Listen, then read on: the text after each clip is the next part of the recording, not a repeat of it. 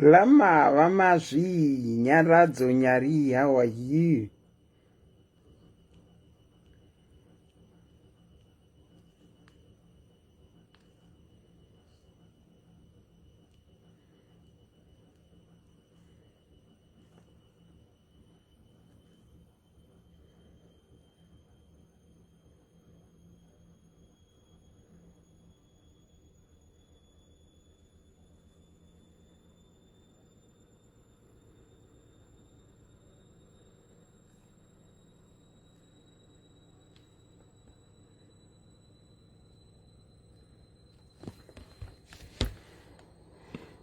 Julius, Justina, my B Maps, how are you? How are you guys? Perpetua, how are you?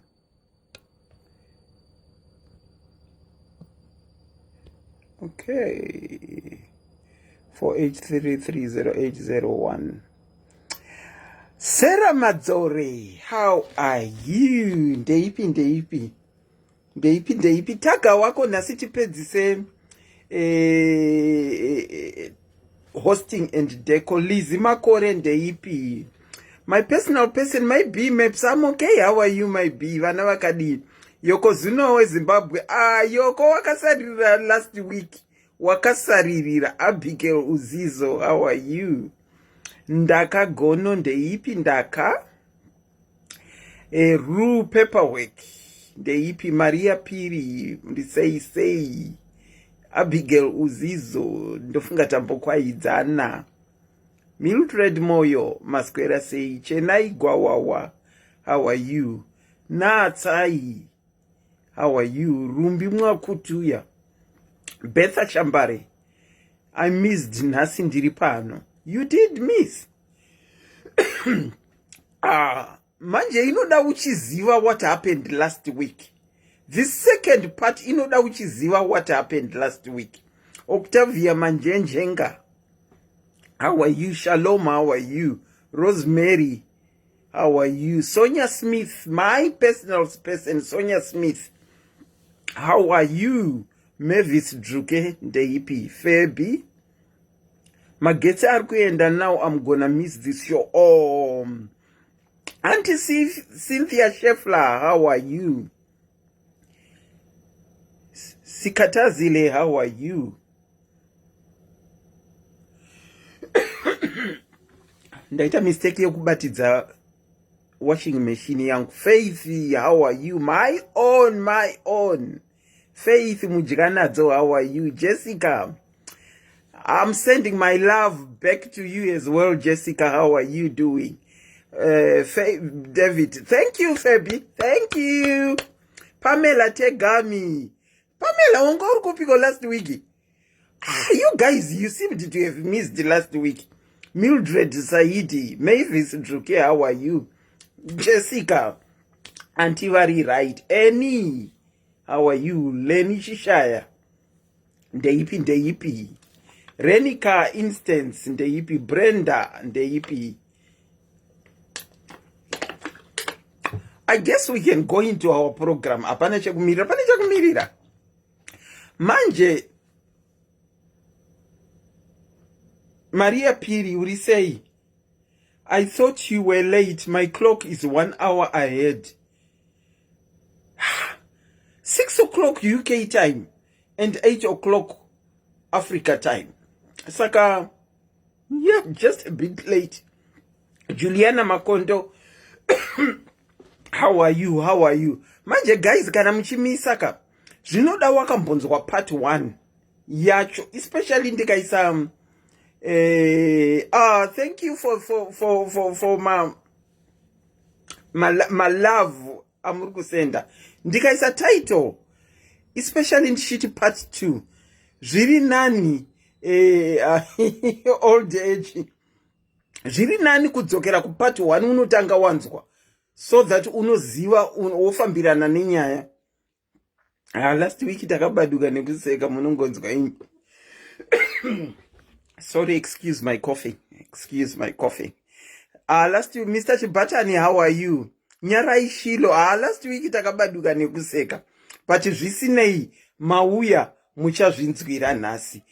Ndinokuchingamidzai pachirongwa SIS MELLY's Diaries. Zita rangu ndinoitwa Auntie Selina to some, Mama to some, Selina to some, Sisi to some. Zvese ndinongogamuchira. Maswera say, I hope you are all doing good in wherever you are tuning in from. I am your facilitator tonight. I am your facilitator tonight. The number that you are going to call is pinned below. The number to call tonight is pinned below. Tisasiye nekusirira zvinoda kutaurwa. Here is the thing, guys. Here is the thing, guys. Hatisi kuwanzira mashondo, but we are talking about what is really happening. Tiri kutaura nezviri kuitika. Zviri kuitika zvatinoona nemaziso, zvatino experience. That is what we are doing. We are not there kunyadzisa anyone. We are not there kushora anyone. But we are talking reality, what is currently going on in people's lives as they live. Kana tichita matopics atinoita pano. Okay, last week we opened the topic yekuti hosting and decor, and there were a lot of people when we ended up that wanted to contribute their side of the story, but time yacho yakanga isingasaite. Tete Magume, how are you? Tikati tozouya ne part 2. Okay, for the benefit of those that didn't tune in last week,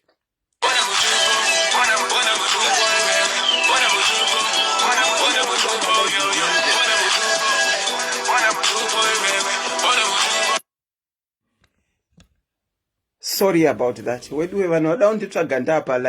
the benefit of those that didn't tune in,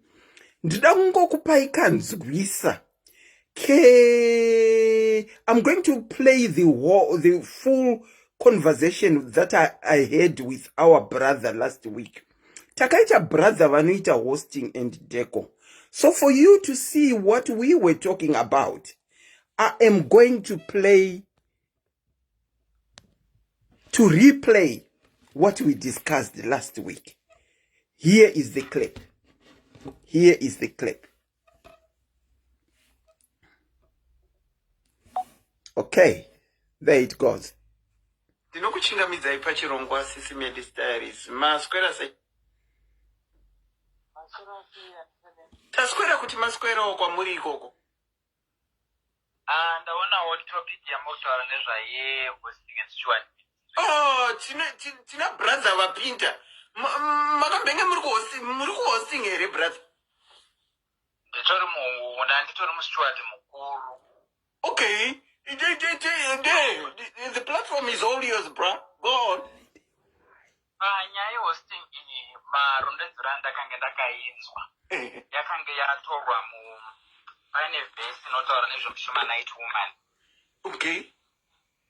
So ndopatikamadzidzisiro atikanga taitwa takanga takatodzidziswa kugamuchira vaRevhi kana vachisvika tinenge tiri face of the church. Vanosvika paRevhi munovatakurira mabhegi kuvaratidza pavanogara.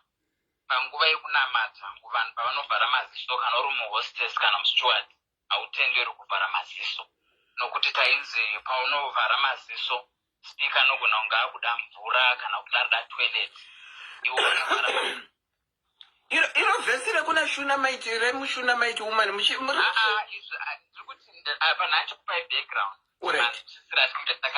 Tikange tainzwa kufurukidza nokushumira kwakanga kwaita mushuma night woman. Saka avo anga amarules atikange takupiwa kuti kana uri muhostess kana kuti uri musteward haufanirwi kuvhara maziso panguva unenge une maspeakers echurch. Okay. Muri kunzwa? Hanzi kuitira pastor kana wakuda mvura. Yes, kuti speaker vanogona kurequest anything yeunonge wakavhara maziso. But speaker anongorequesta chii ari busy kunamatira vanhu kufront. handiti vanenge vasati vatanga ichiri pari kuitwa present worship or vari kuitwa something different. And remember baba kana vachiuya they don't come alone. Sometimes umwe ari kutaura mberi or vamwe vakagara they will need assistance vakagara vamwe vasiri vanenge vari mberi. Okay, what sort of assistance kuenda kutoilet here? For example, kuti arida kuenda kutoilet kana arida kuenda noanswer phone or anything, we have to be with them wherever they are going. Kuno answer phone yake? Munotobuda naye muchimira naye. I'm sure vanopinda chechi handopinda vanotozviziva. Hi guys, can you give me a thumbs up if you are hearing me? So that I know kuti andizindega munyaya iyi. Can you hear me guys? Can you hear the what I'm playing? You can. Thank you. We'll go on. Achisiziva chechi yacho. Ndikuti varimo mucomment section handikwanisa ngotaura zita but vari kuziva marules ehosting steward ministry. Ndozvinoitwa. Alright, okay. Ndozvamaka kana taitovatengera handisikunzwa. Ndozvamakange madzisa maivatengera chii? Daiti kana vauya tinotovatengera chero zvikafu zvavanodya for that period. Pamwe vauya for 3 days or 4 days. Tinovatengera bedding, everything zvinenge zvichidiwa tinovaitira. From your pocket? From our own pocket. Taitozi ndokushumira kwakaita mushumanight woman. Kana makada kutevedzera the base yemushumanight woman, inonzi mushumanight woman akanga aine dambudziko revana. Akashumira akazosara akaita vana. Hanzi akashumira seiko mushumanight woman? I can't remember, was it Prophet Elijah if I'm not mistaken, akamshumira akampa nzvimbo yekurara, akampa nerambe rekumukanyisira mumba. Okay. Saka ndopa pazvinobva pa-teaching yedu yataiudzwa kuti zvinobva ipapo. Alright. So we were also more of doing the very same thing. You were doing the same thing, which means you are no longer in the hosting team. Am I correct? Ndichirimo nanhasi, ndichirimo. Muchirimo. Saka nai brother. Pamwedzi approximately kana makazvitarisa imimi sa steward. Pamwedzi approximately munoset aside mari ye-hosting. It depends. Pane seminars atinoplana would spend like 2,000 rand as an individual. Contribute mvura, mineral water, nechikafu nezvimwe zvinenge zvichidiwa toiletries sanitizers. How much? About 2,000 rands.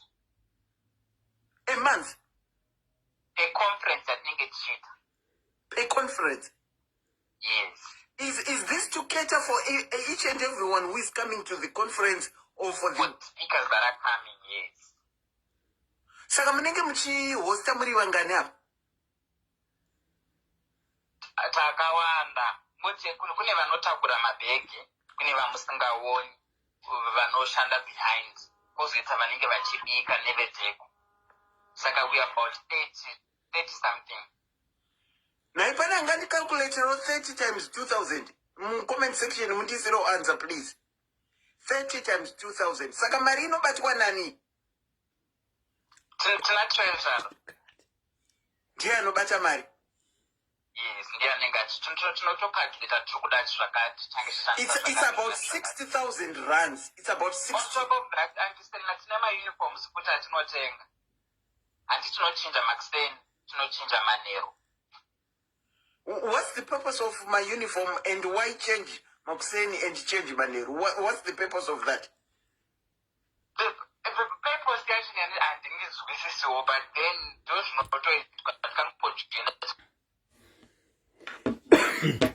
Okay.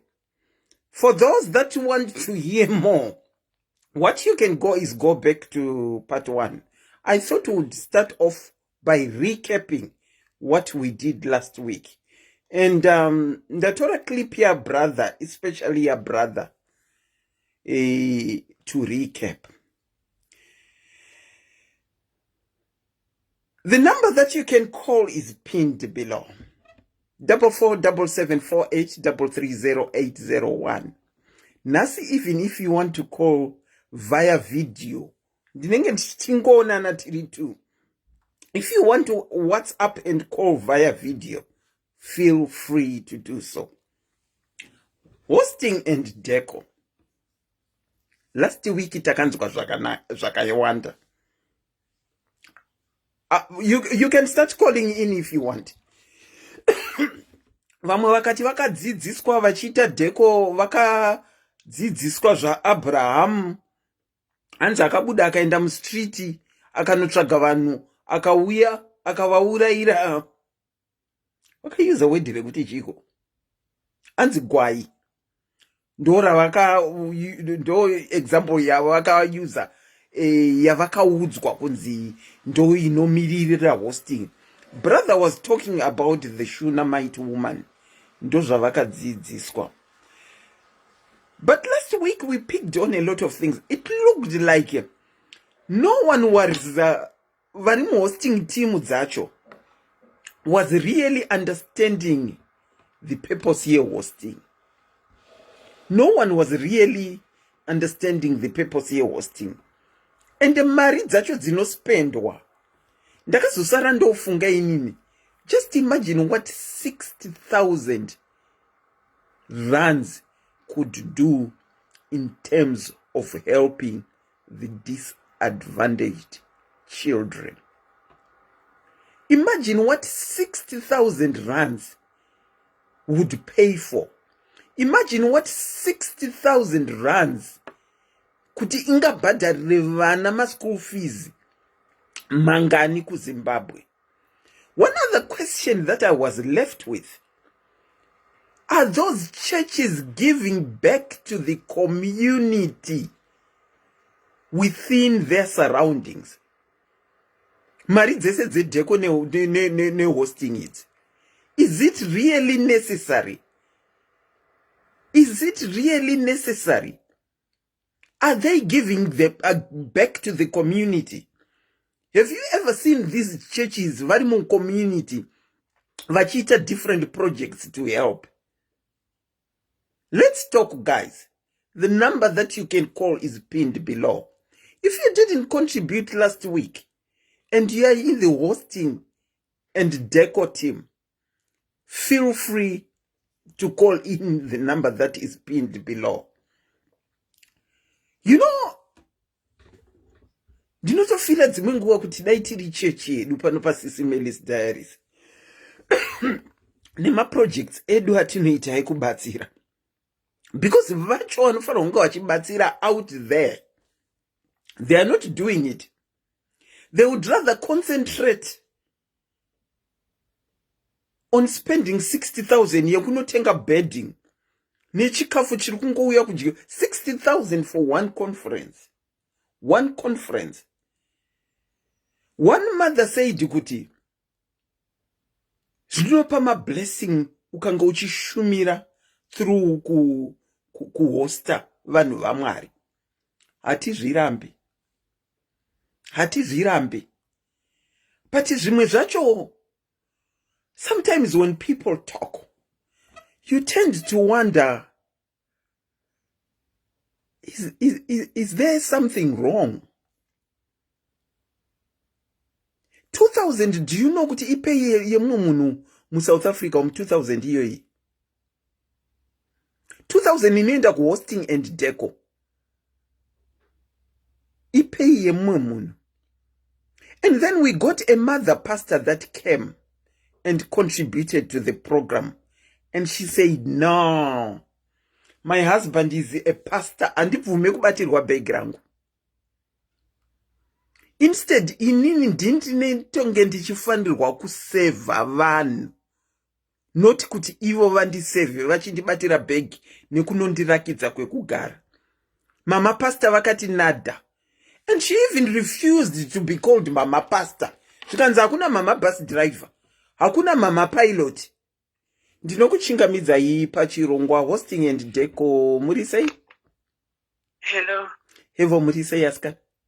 Muri sei Auntie Serena? Iwa chiri right amene imiko muri koko. Indoda unso contribute panyaya dze hosting and Decor apa. Murimo imomo. inini ndinopinda church muchangoimva mukutaura. I can't mention the name, but muchangobatanidza madhotsa. Okay. Izvezvi in South Africa. Uh-huh.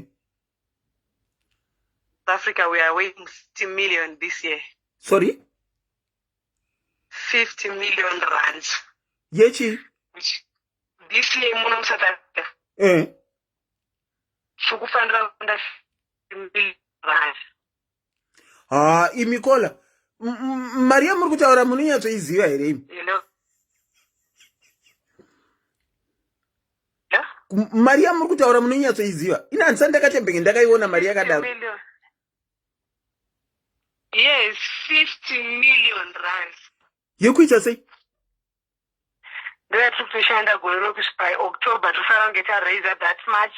In 2019 we raised 4 million kuchinzi kuda kutengwa church building, but nanhasi haina kutengwa. Mati munani makaraisa 4 million? 50 million. Last year we raised 4 million. Hold on, caller. Caller, hold on. Okay. Our topic is hosting. Hello. Our topic is hosting and hold on, caller. 50 million rands.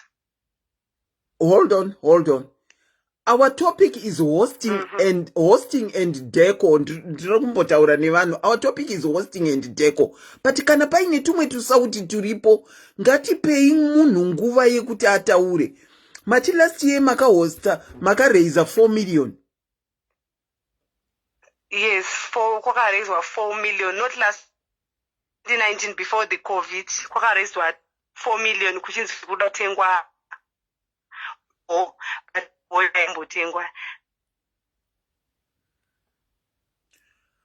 Kula network yake irikuita seko reconnecting. This year manzi saka ini ndiri kuhosting. This year tiri kushanda 50 million handiti yekuti extended the center in Olifantsfontein. Saka ini ndiri kuhosting. Nyaya hosting. Caller. The whole of this year ndaka Caller. Rega ndikukate ndikutangei futi iri kukata tinoda kunzwa nyaya yenyu. Rega ndikutangidzei ndinokukolai back. Yes, atiselena. Ndokukolai back. Iyo foni isina oningirikini tinoda kunzwa. Hanzi rimwe gore vakanzi 4 million kuchinzi kuruda kutengwa hall. Hanzi chechi. Hanzi haina kutengwa. This year tanzi 5 million. Nekuti hanzi kuruda kuextendwa chechi hanzi iri kufontaine something like that. Ikaitiva call back. Call vane data. Vane info.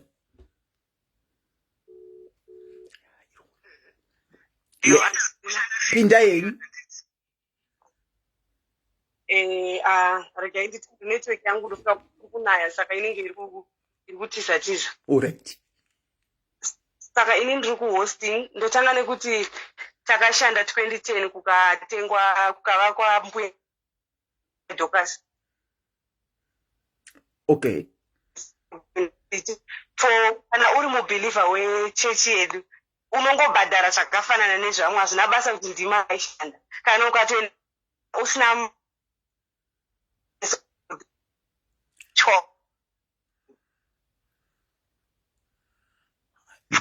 network ine jerasi.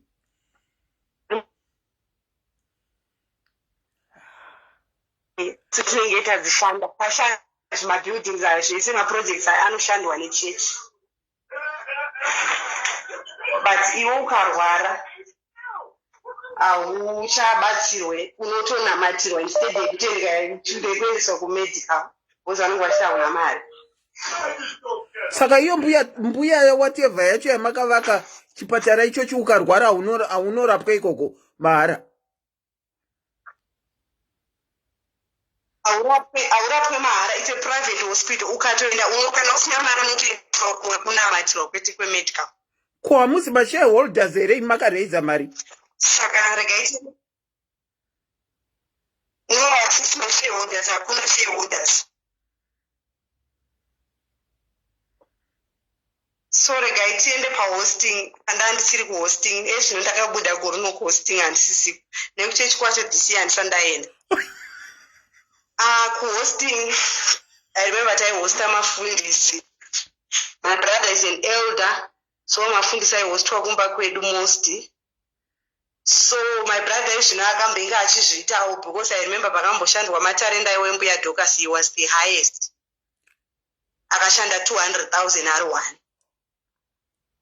Saka ungezvekuti mafundisi ese angouya asina pekugara, asina pekudi, asvika kuairport ada kutorwa kuti tinofana unodi nomutora nemari dzedu and then we accommodate them. So pakaitika this thing yekuti there was a time hanzvadzi yangu yakatengera mwana wake mota because akanga kuenda kuuniversity. So anga ashaya nzvimbo parenji, so aicommute every day kuenda kuchikoro. Then there's this one my mufundisi akauya to my brother. Ndokusvika kuna hanzvadzi yangu zvamatotengera mwana wenyu mota, mwana wangu ari kuchema kumba uku, ari kutoti elder ngavanditengerewo mota. Asi mai mufundisi ari kukufa kwava nemutumwa wavo. Vatoti mwana wavo atengerwe mota nemwomwe. Vaitoda kuti mwana ati, so my brother's wife munhu ari stingy naturally, akaomera. Saka akambatsika madziro. So my brother's mukadzi wabrother yangu atsika madziro akapenga akaita noise. Apa vakanga vatombokwereta hanzvadzi yangu 60,000 vachida kutenga mota. Avanhu vasati yatodzipa mariyo. Iwo mufundisi wakakwereta brother. Agara angoitsamwira nyayo.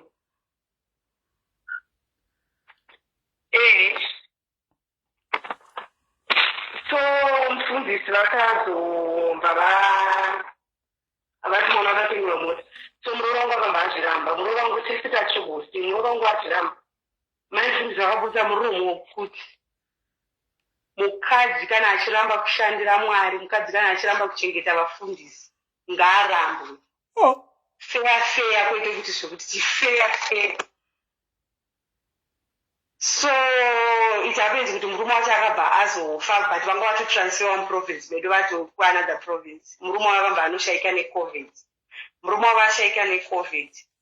So vakabva papera I'm sure murume vakashaya kuna naJuly. And then this December, vakabva vafonera brother yangu vachiti hanzi vana vangu vati they love you like their father. Apa maifundisa vasina murume izvozvi. Murume akafa. And then she called my brother kuti vana vangu vati zvoni they just see you as their father. Saka vati varida kuenda kuholiday kuCape Town. So they wanted my brother to fund their trip to Cape Town. Maifundisi vane vana vavo 4. Area ipi kune chechi kuna mai mufundisa? Munongotaura area chete, hamusi kutaura zita rechechi. Iyi area ipi? Kudo Joburg. Okay, you can go on. Saka ini kuhosting ndakabuda kuhosting.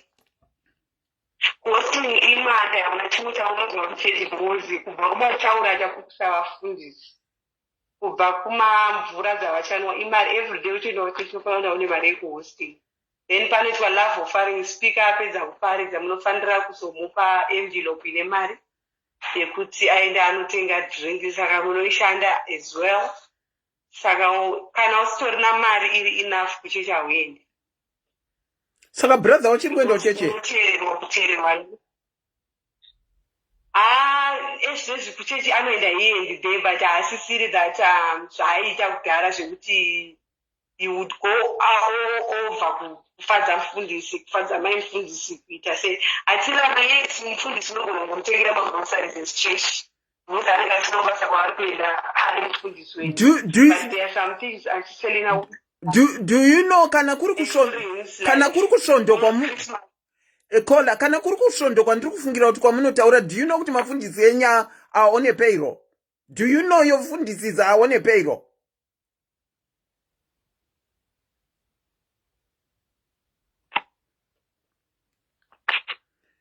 Hello? Network ini jealous kumvura inongonayewo tichida kuita hosting and Decor sei. kusvondo kwavari kutaura mafundisi avo ari on a payroll muchiti muri kutenga magrosary. I've nothing against vafundisi, I've nothing against my churches, but if something is wrong, it is wrong and it should be said. It should be said. Kola Majoka. Hello.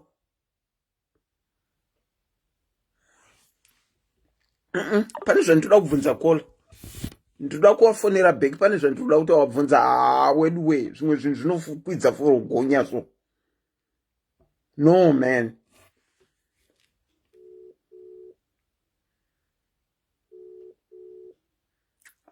Yakuita calling. Nachida kubvunza kuti brother vane imba here. Vanoita highest kubhadhara ma contribution. Wife or brother, well done for standing up and stopping that nonsense. Wife or brother, whoever kana uri pano, well done for standing up. Let me return my calls aripa. Muzi wandatobatikana so. Ndatokwira kanhingirikini keku ke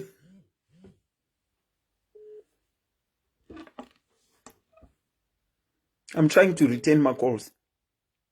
Hello. Ndinokuchingamidza pachirongwa SIS MELLY's Diaries. Hosting and Decor. Makadini. Makasimba here Auntie Selina. Tiripo makadini nyaskana. Aiwa ndiripo ndida ngocontribute mbichana pfungwa dzangu 2 cents. Ayo contribute makasununguka. Mangona nhamba dzandifonera dzandiri kufonera indiri. Ndiri kudziona. Kuno kune vafundisi variko vakabva kunyika kwenyu ikoko.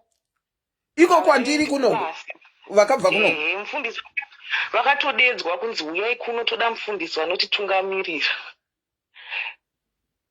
Mufundisi ndobva vauya, ndobva vasvika vanobhadharirwa rent, vanobikirwa chikafu, vanoitirwa zvese. Ivo isusu kuno takauya kuzotsvaga mapepa zvichida kuti mapepa anga asati atoita pa 3 years dzatagara kuno mufundisi vanongofandwa zvese. Mai mufundisi vanogara kuno 2 weeks vanouya kwamuri ikoko ndokune mhuri yavo vachisiya vanhu. Vakadzi vakuno vanouya vachiita majuti ekuti unopinda kwamufundisi. Mufundisi vanodya bhayo chete havadyi zvimwe zvikafu zvese. Kola ndiri kuziva mufundisi wamuri kutaura ndamuziva kuti ndaziva mufundisi wamuri kutaura anoflya 2 weeks in 2 weeks out 2 weeks in ndaziva ndizvozvo chaizvo ndo zviri kuno vanhu vari kutovachengeta zvakanyanya. Saka imimi kuhosting nekudheko makambokupinda here? Tina takangoendawo kuchechi tikangoona kune nyaya dzemari bva tatobuda. Asi kana munotiza kunamata nemhaka yemari? Regai tinamatire kumba Auntie Selina, regai tinamatire kumba. Saka mudheko hamunambobvira mapinda? Aiwa tina takangozonzwa izvo zvekunzi mufundisi wanoda kuzotengerwa mota, mufundisi wanoda kuendeserwa chikafu every weekend, kunoda kubikwa, kunoda kudii. Tikati aiwa isusu takauya kuzotsvaga kurarama tingazvigoni. Inga yakatooma stori yacho. Ndimi muri kuna mufundisi wana mama vari kungofuraya 2 weeks in 2 weeks out. Vanoflya vachiuya vachienda vachingodongorera kana zvakatooma koko vanombogara nekuti mai vanoziva kuti baba kuno vanochengetwa. Ndavaziva. In fact nyaya muri kutaura iyoyo ndakainzwa nezuro kwamuri ikoko ndakainzwa nezuro. Aizvozvo vari vatotengerwa mota, vatori vanhu vari kutounganidzirwa mari yekutenga mota. Saka aiwa muchadzinzwa nzese kana info muinayo. Aiwa next time tiyamboita name and shame zvanyanya izvo. Kuita name and shame ndokunenge kuri right. People will desist from doing what they are doing. Thank you so much Kola for your contribution. Thank you so much. Good night. Ndatenda. Good night to you. Nyaya yavari kutaura nekunyika kwavari ndakainzwa nezuro. Tinokuchingamidzai pachirongwa. Makadini? Makadi Auntie. Tiri nani makadiki wasikana? Tiri pedu makadi. Ina hangu ndandisiri mu hosting asi mai vangu vanga varipo. Vanga vari hosting, mama vanga vari hosting, vaiitei mama? Saka zvaitika ndezvekudai, so kunochinjwa hembe zveshuwa. Kune mari dzinocontributwa kuZimbabwe uko. Kune mari dzaicontributwa zvekuti dzimwe nguva mufundisi aigona kusvika makugadzirira kuenda kuchikoro, taiva mabhodha. Usvika makugadzirira kuenda kuchikoro paya, usvika utanga kuchema nhamo dzekumba kwavo. Vachema nhamo dzekumba kwavo, mari yefizi yange yakasungirirwa ichatorwa yopiwa mufundisi wonamata woti aiwa Mwari vanokudzorerai. Kola. Asi munoona zvinoitika kola. Hanzi mheno kuti chinonzi pulo chiri kungotaurwa mazuva ano isatizive. Matima mufundisi panguva yekuenda kuchikoro vauya vachichema nhamo mari yeschool fees yombobviswa. Ehe, zvikoro zvakuvhurwa. Mufundisi vanouya handiti vosvika votanga kuchema, mufunge mama, handina kana pekutangira vana, havana kana chikafu ipapa, hapana kana. Handiti manje vasikana vangu vatogadzirira kuenda kuchikoro, vanenge vachitozviziva kuti mangwana zvikoro zviri kuvhurwa. Saka vari kufanira mari inenge itoripo, obviously vangu vari mabhodha vanozviziva izvi. Mari inenge itoripo iri kunobhadharwa musi wamunosvika kuchikoro, handiti. Saka vaibva vatopiwa mariya, zvonzi regai tinamata, Mwari vanokuwedzerai mama. Maita basa kana kuchechi vachitendwa pamberi pechechi, kunzi vanoshanda mai ava, vanoshanda ende vanomira nesu vachitengera mufundisi airtime. Kana ukanzi kune maconference ari kuitwa, kune vaenzi varida kuhostwa, taitoziva kuti kumba kweduka ndoko vanenge vachiuya vaenzi vavo vari kuhostiwa. Saka rimwe zuva mama vari kupi mwanangu? Vari kumusha kuZimbabwe. Havasi kunzwa havo? Aiwa akana. Right, taura. Avaite zvemagurupu. Right, taura. Saka nerimwe gore zvakazoitika ndezvekuti kubasa kwaishandwa namama, basa rakabva rapera. Rapera kudaro, mama vakaramba vari kuhostinga vachiti sezvo ndaimbobatsira dzimwe nguva pamwe mufundisi vachandirangarira. Munoziva kuti nhamo takaitamba. Munoziva kunonzi kutamba nhamo. Vafundisi vamwe havaende kudenga. Vaitouya kakumbaka. Votosvika vogototi, tasuwa kudya chicken. Taiva nemachicken. Votora machicken atiri kutengesa kuti tizame kubatanidza. Voenda nawo, hapana kana mari yaibhadhara. Saka rimwe gore mama vakadzokera kuna mufundisi vakasvika vakati, mufundisi, kubasa kuya nyaya yangu yakuendeswa kukoti, ndanga ndichikumbira kuti mundinamatirewo. Zvikanzi rambe makagara ipapa ndiri kudzoka manje mainhingi vandifonera vati vawirwa neproblem. Ndokunova kuvhurika kwakaita mama maziso. Kuti okay, ndaishandiswa, vaingoda zvinhu zvangu chete. Now that handichashandi. Now handisisina aiwa kana kuchechi kana zita ravo ranga richambozikanwa, vanzi vanonditumira airtime, vanoprovida matents, vanohosta mavisitors, kwanga kusisina.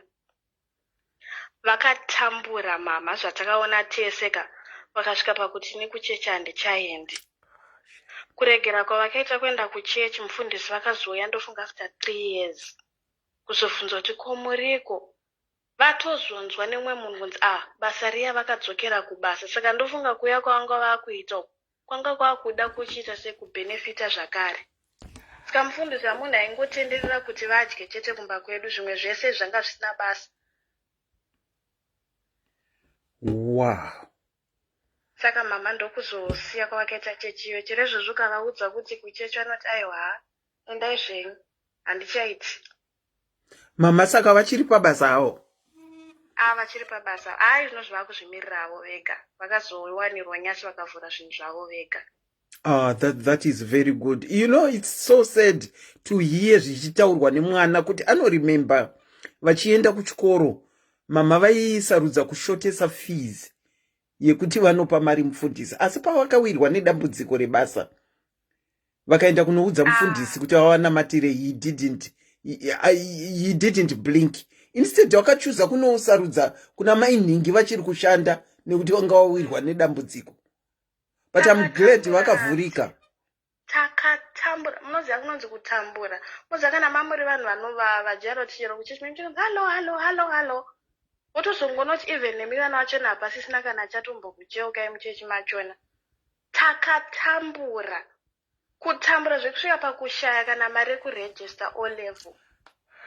But vaivabatsira vanhu ivava, vaivavabatsira. I remember pandakazombodzokerawo kumushaka ndichida kumbonoonaona vamwe, ndakasvika ndikasangana nevamwe mufundisi wachona aiva junior pastor, ndakasangana naye mutown. Akashamisika akati unga uripi? Ndikati aiwa ndandiri kumarounds.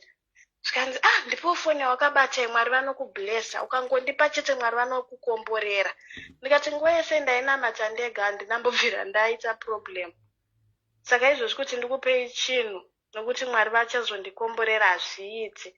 Even mai vangu chaivo vakasvika pandakavaudza ndikati ndasangana napastor vaya vakanditi zvoni ndivape foni. Zvikanzi wavapa? Ndikati aiwa kana. Zvikanzi usamboitsa kushandiswa vhurika maziso. Usamboita zvinamatire wega. Havachaita izvozvo. Zvemagurupu izvi zvekuchechi hakusisina kana. Takatambura singamboita zvokuti kana iona nhasi vanogara vachingotaura kuti paendofunga ndaida kuvhurirwa maziso chete kuti zvakanaka zvikozotanga kuitika vanhu vese vasuduruka. Wow, Kola, I'm so sorry to hear what you went through of even kushaya school fees yekunyora O level makutambura, asi mama vaimhanya variko kuhosting and decor nekuti vanga vasikasakwanise kubvisa anymore zvekuhosting and decor. Vakapiwa bheki yesvondo panguva yavo yekutambura. But I'm glad at the same time to hear you say kuti zvinhu zvakazofamba and uye zvakatozofamba zvokuti mama vakutoita zvinhu zvavo vega, ende iwewo wapa nechimwe chinhanho chekutoti mufundisi wanoyemura foni yako. But hey, zvakaoma. Thank you so much for sharing. You're welcome. Bye. Bye. Muri kungozvinzwira mega. Hapana chekuedha kana kusubject.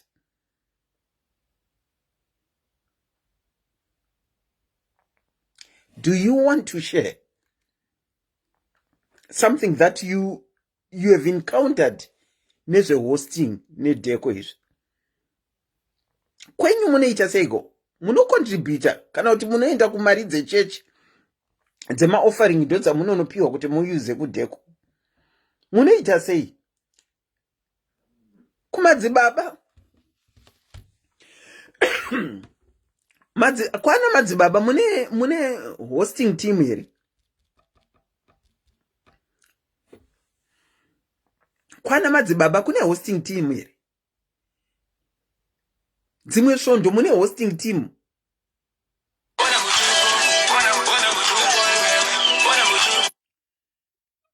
Vanhu vaJehovha, ndokumbirawo kuti mundifonere pafoni iri pinned below. Ndokumbirawo kuti mundifonere pafoni iri pinned below. Ndinokuchingamidzai kuhosting and decor. Makadini?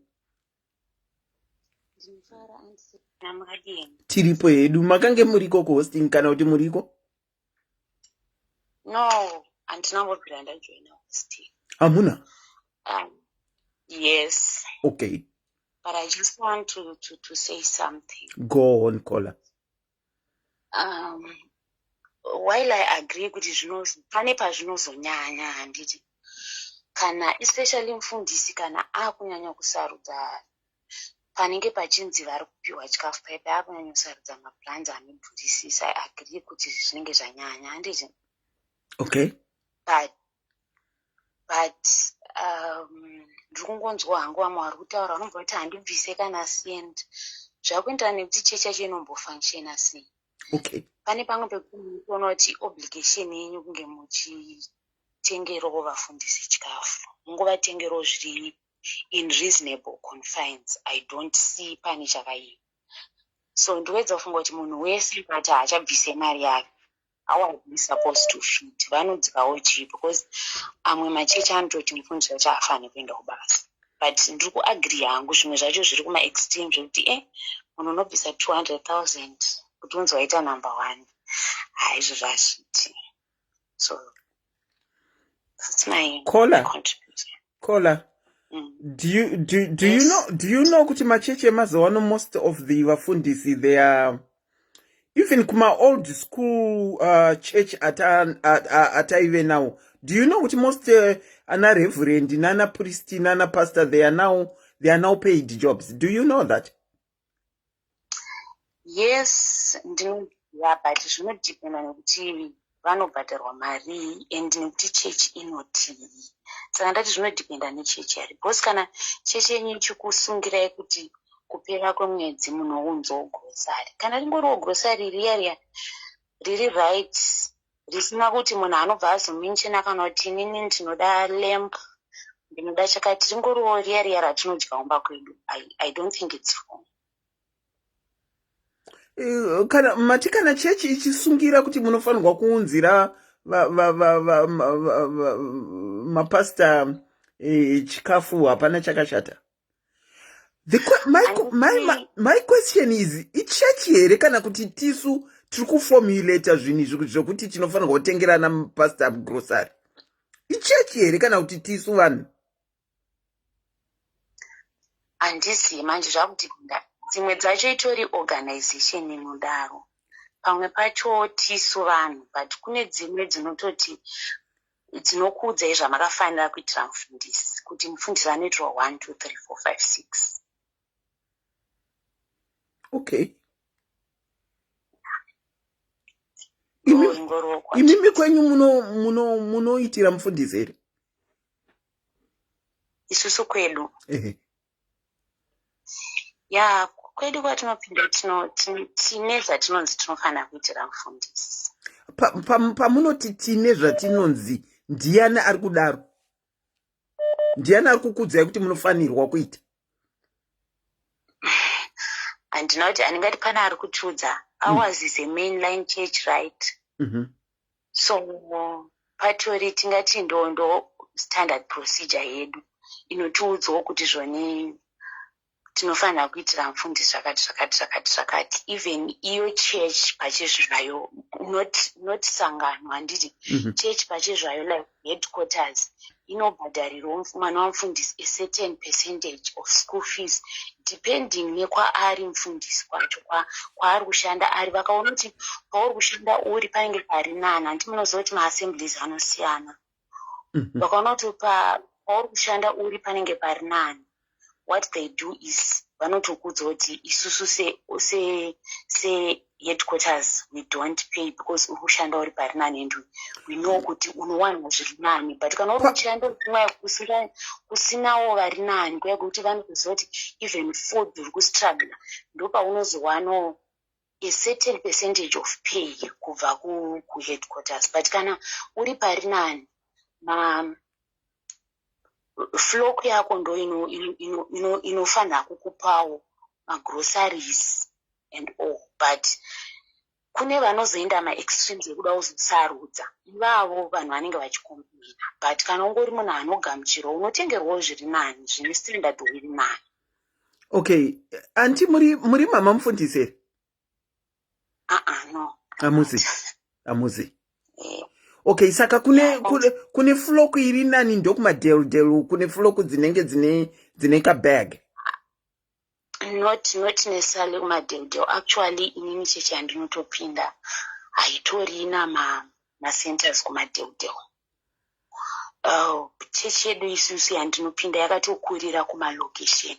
But you find kuti kumalocation ikoko kana kungoriwo nevanhu vari, hauzoenzaniswe ndingati chine mufundisi ari kumuzarabani, ari kana kuti kuassembly kumuzarabani. Ikokoko vanotonzwisisa kuti even flock yaunenge uri nayo vanenge vatoriwo vanhu vayo vekuti maybe havatokwanisewo kuitira.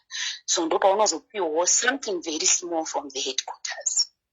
Alright. Penyu pamunopinda pasvondo imimi, kana muchitengera mufundisi grocery, munomutengera grocery ramunongati riri reasonable pasvondo penyu rakaita sei? Rangati riri reasonable, I would just say maybe the basics: 5 kgs rice, 5 liters cooking oil,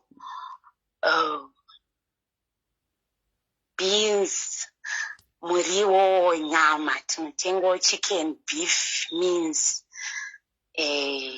nyangoti zvese. But ndofunga mangoona kuti standard yakamira sei. Kana uri mukaka, we try 5 liters the fresh, maybe ne-2 mabox cream water somewhere there. Okay. Zvimwe handisi zvese but ndingoti mungoona like the picture kuti gosa ratinotenga ndiri. Alright. And zvinoitwa monthly 5 liters yecooking oil pamwedzi pega. Yeah, per month. Kana vakazopedzawo 5 liters yecooking oil. Ndikati 5 liters yecooking oil vakazopedza. Ndikuti vakapedza hatinei nazvo, vanozoona kuti vanoita sei. Vakapedza, it's their own baby to kill. Alright. Okay. Aiwa, zviri muzhevekola. Thank you so much for contributing. Ndatenda zvangu. Thank you so much. Ndinokuchingamidzai pachirongwa hosting and decor. Makadini? Anti makadini. Tiri nani mamoyo makadini? Tiri nani yes anti. Muri mudheko here? Anti Selina here. Ndisa Anti Selina, utana Anti Selina, muri mudheko here? Ini ndaimbowa mudheko but ndakatobuda zvamuchose. Makabudire yaskani? Chironetsa macheches edu atinopinda like ma-Pentecostal churches ayakai. Tino every week, every Sunday gega tinochinja hembe. Handiti. Tosiya tobuya takapfeka hembe dzakasiyana. Handiti. This week tapfeka white, next week tapfeka yellow, next week red, zvingodada. Samozati kuwana kunosiyana handiti. Saka mufundisi anogrupa vanhu vanowana vari vega. Pakati napakati vari vega. Muchechi mumwe chete here mamunogurupwa? Muchechi 1. Let's say ini ndiri pokupedzisira ndinotambura nditi ndarwarirwa ka. Handina kana munhu 1 anouya kuzondiona. Asi ukangoita munhu ane mari arwarirwa kuti afirwa. Vanosora vati vako vanhu vese kuvane vane mari. But ini ndisina mari hakuna anouya. Vanongouya vasina mari vakaita seni. Saka machechi zakadaro vanafundisi vakadafana paongorora nokuti ka hatizonamati nemoyo wese nokuti tineti tisiri takusarudzwa kuti vane mari ndo vanyatsogona kunamata. Handizoziva kuti vane mari ndo vakunya kudiwa kusarira isusu hasina. Then panyaya yemagroceries ichi sangano handiti toti tiri kupindira mutauni fanike yedu isu chechi topindira mutauni. Saka vanhu vese tauni yese handingatauri nezita kuti tauni ipi ndingabatwa.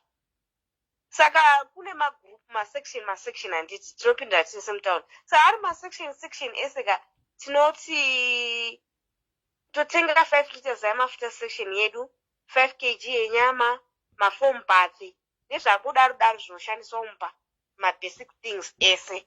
Then uko Kola. Hello. Imi mukumba munoshandisa foam bath here? Toshandisa Lux jai. Amushandise foam bath? Anditoshandisi foam bath yacho. Okay. Ndangoti ndibvunze since mangoti mabasic anoshandiswa nemunhu wese. Ndo anonzi anofanira kutengerwa mufundisi. Alright. Saka section imwe neimwe inofanira kutenga foam bath. Sipo favorite yamufundisi kuna vamwe ane ma-allergies wati handiti. Vamwe vadiwo mafuta masipo ane perfume, vamwe vadiwo zvakadai zvingodaro. Saka kuvewo 5 kg rice, 5 kg nyama, grocery rese atoshandisa mumba. But inotengwa nesection imwe chete kwete kuti nechechi yese. Aiwa. Section imwe neimwe inozvimiririra.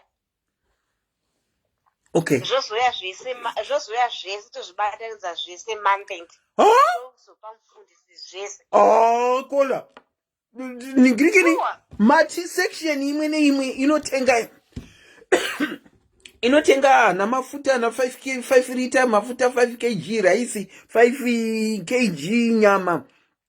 Section imwe neimwe mozozvibatanidza mozopa mufundisi pamwedzi pega. Pamwedzi pega. Muri masection mangani nhai Kola? About 5.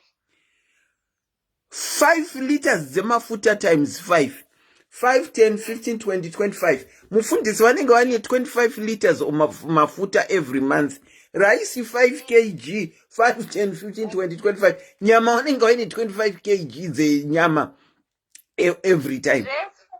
zvese kuva nefuel futi ipapo. Saka inini kuchechi kwacho handichatwendi zvakatovhara nokuti mari dzinongobuda zvachini handizoiwani ndotosvika pauzoshaya mari mumba ndichingesa kuchechi. Hello, Ndiripo, I'm shocked. Asi vane shopu mufundisi? handitombozivi kuti vane shopu kana kuti havana, hatizoziva.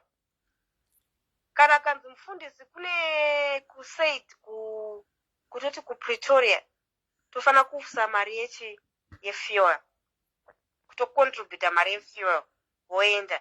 Kana achinorara pakati tofana kucontributa mari iyoyo yekuti vanorara muhotera. Yes. Aiwa machechi mafundisi vari kutibatirira taura chokwadi. Nhai mukola. Pane svondo 1 iri kungotaurwa ipapa. Asi ndiyo yacho yamunopinda iri kungotaurwa ipapa. Alright, mapedza. Ndazvinzwa, matopedza. Thank you so much for your contribution. Thank you. Bye. Naimi, asi mufundisi wangoendesa kuZimbabwe grocery kunotengesa. Nekuti 25 liters dzemafuta pamwedzi vanodzidi. 25 kg dzerice vanodzidi. Aiwa, we should begin to name and shame such people. There is nothing like that. No man. No. Ndinokuchingamidzai pachirongwa. Hosting and Decor. Hey, well, brother. Yes, Andy Selina. Muri seiko? Tinofara. Muri hosting ne Decor here? Kana kuti muri past? Inini ndakambopindawo hosting. Okay. Kuchecheza yo jani ndobva ndangotaura hangu. Imabva mangoti nemozita nezita. Ndabva ndangopinda nemo. Maihosta seiko, maita Decor seiko hanzvadzi? Zvavanoita ava vanhu ava ka. Zvachitaura zvazvokuti mufundisi zvamamutotaura kuti vafundisi vari papayroll. Vari papayroll, I know. Vatiri papayroll. I've been to Zayoja, vari papayroll. But taioneswa nhamo. Hanzi chi? Achiparidza musi vanoparidza pane inonzi hanzi appreciation yekuti vangone shoko ratanzwa nasi tofanira kuribhadharira mari.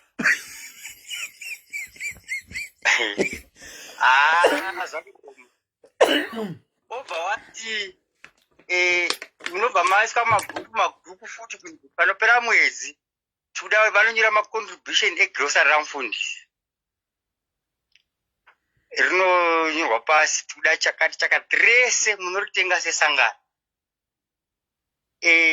Kune vanoita mabhizinesi ekutengesa hembe vanopinda bhizi rekunzi munofanira kudhoneta kuna mufundisi muropafadzwa zvekuti mari yake chaicha inoshanda chii.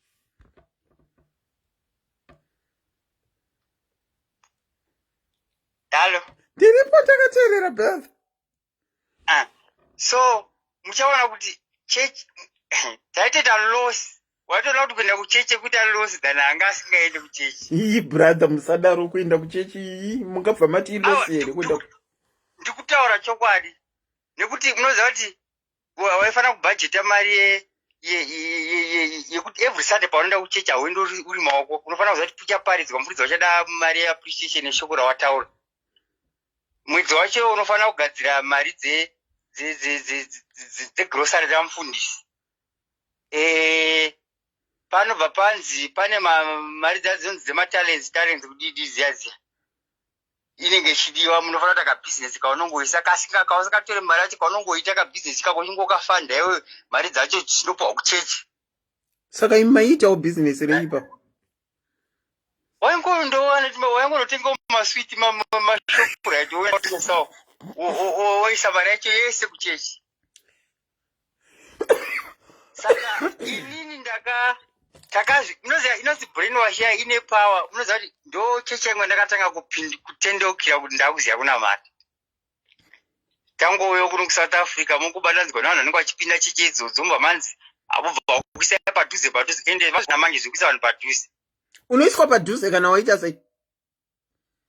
Vakangoona kuti unoshandawo chete. Zvino uchiita tumabhinda kuweni vanobva kuisa padhuze. Unobva wanzi munoda kuti vadikonere, munoda kuti kwachii, unenge uchipiwa zvigaro. But zvigaro izvozvo zvinenge zvine price.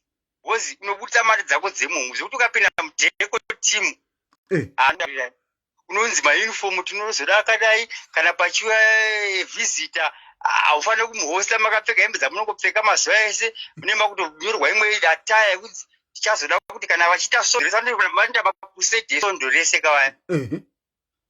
So munogona kutonzi every day munofanira kunge mune hembe nyowani kana makatogadzira ataya yenyu sondorese kuti musi Monday tinopfeka makalazi akati, musi Tuesday tine makalazi akati. Havazokupei mari vanoti ini mpinda momwedzi. Brother. Serious. Inini pandakazonyatsuti unoziva kana wakukura manje pakuzoziva ndinoda kuti ndikutaurire nhasi handiserina. Taurai brother zvese buritsai. Set up yechechi Jesu achiuya kuzoestablish chechi yake. Purpose yekuti Mwari munhu anenge anzwa shoko anotendeuka bvanzi mwana waMwari. Ndizvoka? Ndizvozvo. Right. Pavana vaMwari, Mwari ndo paanosarudza vashumiri as maministers, maprophets, madeacons. Ivavo havazi mabhosi kwamuri. Vari kutonzi varanda. They are servants. Muripabata? Zvachose ndiri kubvumirana nemi statement iyoyo kuti vanosarudza maservants kwamuri varanda. Right. Saka vanhu vanotadza kudiscussa different between kuwoshipa munhu nekurespecta mushumiri. Handimuzona? Okay. Saka munodzidziswa kuwoshipa vanhu instead yekuti mugone kungowa respect. Nekuti chauri kurespecta havazi iye, but ishoko raanenge akapiwa naMwari. But iye kwamuri is a servant. Ndiye ari kutokushandira. Handimuona illustration yakaitwa naJesu papa achida hanzi palast supper. Ndiye akatora mvura ndobva atanga kugezesa tsoka dzevadzidzi. Ndizvozvo iye wemene. Right. Aiyokuza kuti inini kana maakuzova vashumiri asi kuti ndima amabhosi munoshandirwa makagara. Inini ndimunotoshandira vamunenge matendeutsa vakagara. Saka mukuru ndiani anoshandirwa neari kusevha chikafu.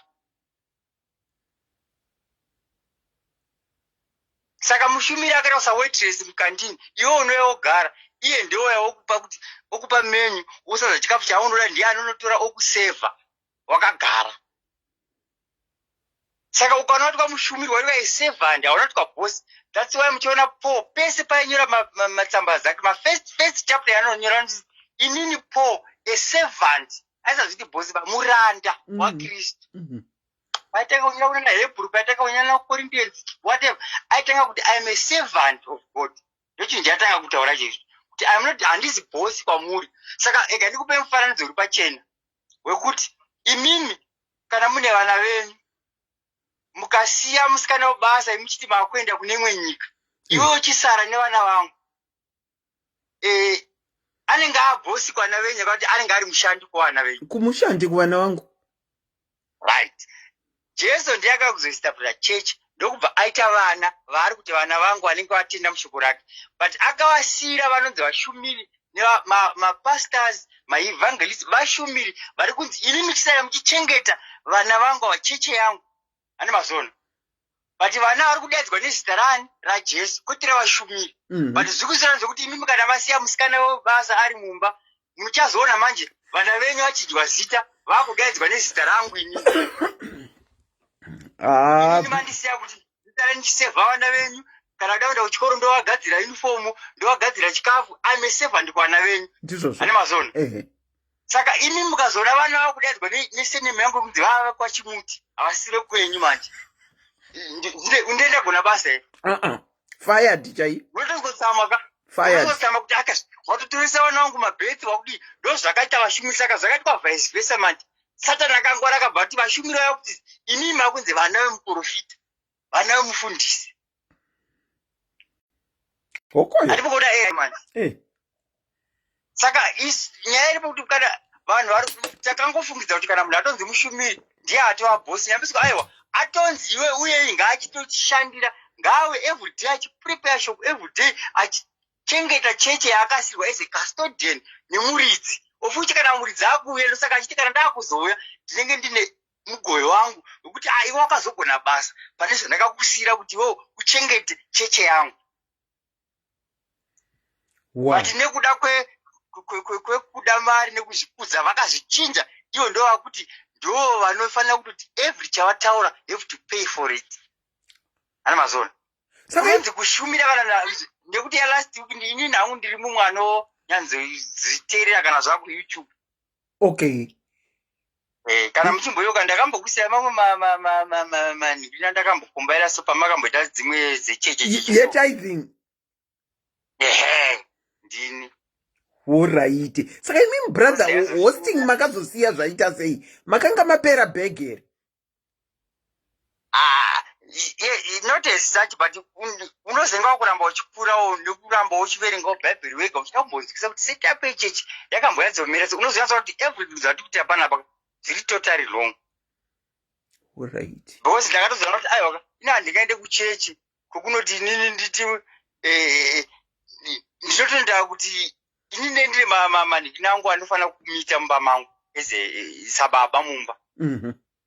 But ukazozibatanidza manje nekuti chechi yakasiyiwa yekuti igozotiremera futi isusu kuti tinamate futi Mwari nekuti Mwari akatoti huyai imi mose makaneta nemakaremero ndizvozvo obva ati huyai ndikutakudzei joko rangu nekuti joko rangu hariremi amazon but tikutobva kunyika tosikotakudzwa rimwe joko rimwe rekutoti unoita stress kuti zvino ukaenda inini takanzi tikufanira kuenda nemasheti eblack manyuwani nematrauza akati edeko tizonodai mufundisi vari kuda mvura izvo zvese zvaitawa zviya hapana kana munhu aimbonyepa last time kuti mvura dzavanomwa dzinofanira kunge dzine mazita anozikanwa haungotenge chero nepasi pemuti munofanira kutogara makatoziva kuti at least mufundisi vanomwa zvikubhu zvingani pasono then modivhaida kuti tofanira kuenda nazvo totenga zvemwedzi wese right machira avanopukutisa ayaya mune muchinzitengai manapkins mamwe aya akanaka aya anongozomora achirasa uko madisposable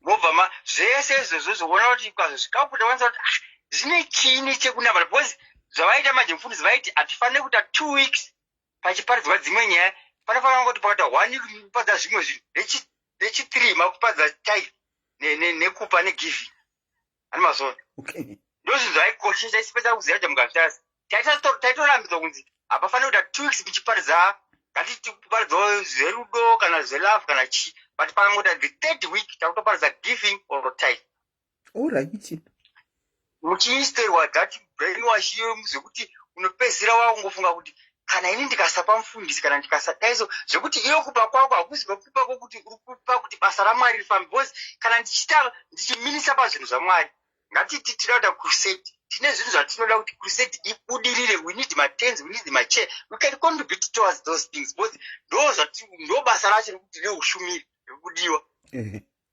hatinei nekusevha mufundisi kuti ararame standard life ararame life relavish kutopfuura vanhu vacho vari kushumira ani mukuzona ndizvozvo saka ndo pandakangoona kuti muchizokura unokwa kudzidza unoziva kuti aiwa setup yechinhu yarodaka muridzi wechechi ndikristu but achisiya chechi yake akaisiya vashumiri nevafudzi nemaprofesi nechii but vanhu vavo pakushumira kwavo vari kuzviitira akavapa basa nekuti kana wadanwa yo kuti udzidzwe mushumiri watopuwa basa rekushumira rekushandira vanhu vacho vakadanwa kudhara saka vadanwa ndo vari kushumira iwe like kana uri epasta mufudzi weboka already rakatoshumirwa vanhu vakatotendeuka ndo vauri kufudza iwewe as a pastor so nyaya yechekufudza manje ndo inobva yaitwa vice versa naSatan manje vacho vari kufanira kunge vachishumirwa ndo vari kunzi inini mandisira vana venyu manje ndakusara ndakagara paseya ndakuti kuna vana venyu chindibikirai tii ndidye ndigute ndiwachire hembe ndiitire zvese zvekutoti inini ndindatobhosi mumba umu uyo muridzi wemba akaenda anosara achiti vana vangu ndakasiya kuti vachengetwe but muso vanozodzoka manje achaona kuti aiwa ini ndindatone dungu vaya vana vacho chaivo chaivo ndo vaitosafa ndo zviri kuitika manje ese iri kufanira kunge shoko avari kupiwa nemushumiri achishingaira achitsvaga kuti chii chiri kushota pavanhu zamwari achishumira zvinhu zvinofanira kugara muchechi zvekuti kana kristu akuuya anosvika chechi yakazara neutsvene but kristu akuzouya achiona mufundisi uyo achifamba pared carpet ana mazoni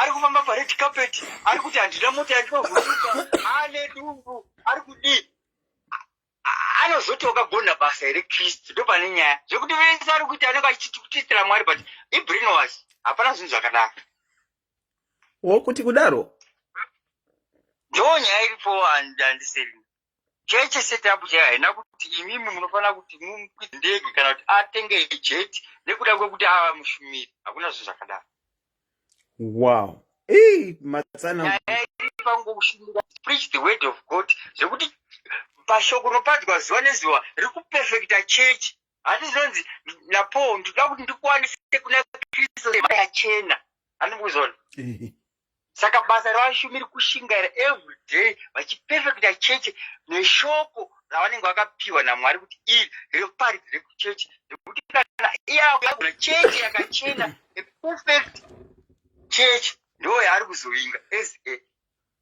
asi nai brother akamira chikomba chake nai brother imi makambobvunza kuita pasta here because ndiri kuona mumweya umu kuti zvinenge zviri pamuri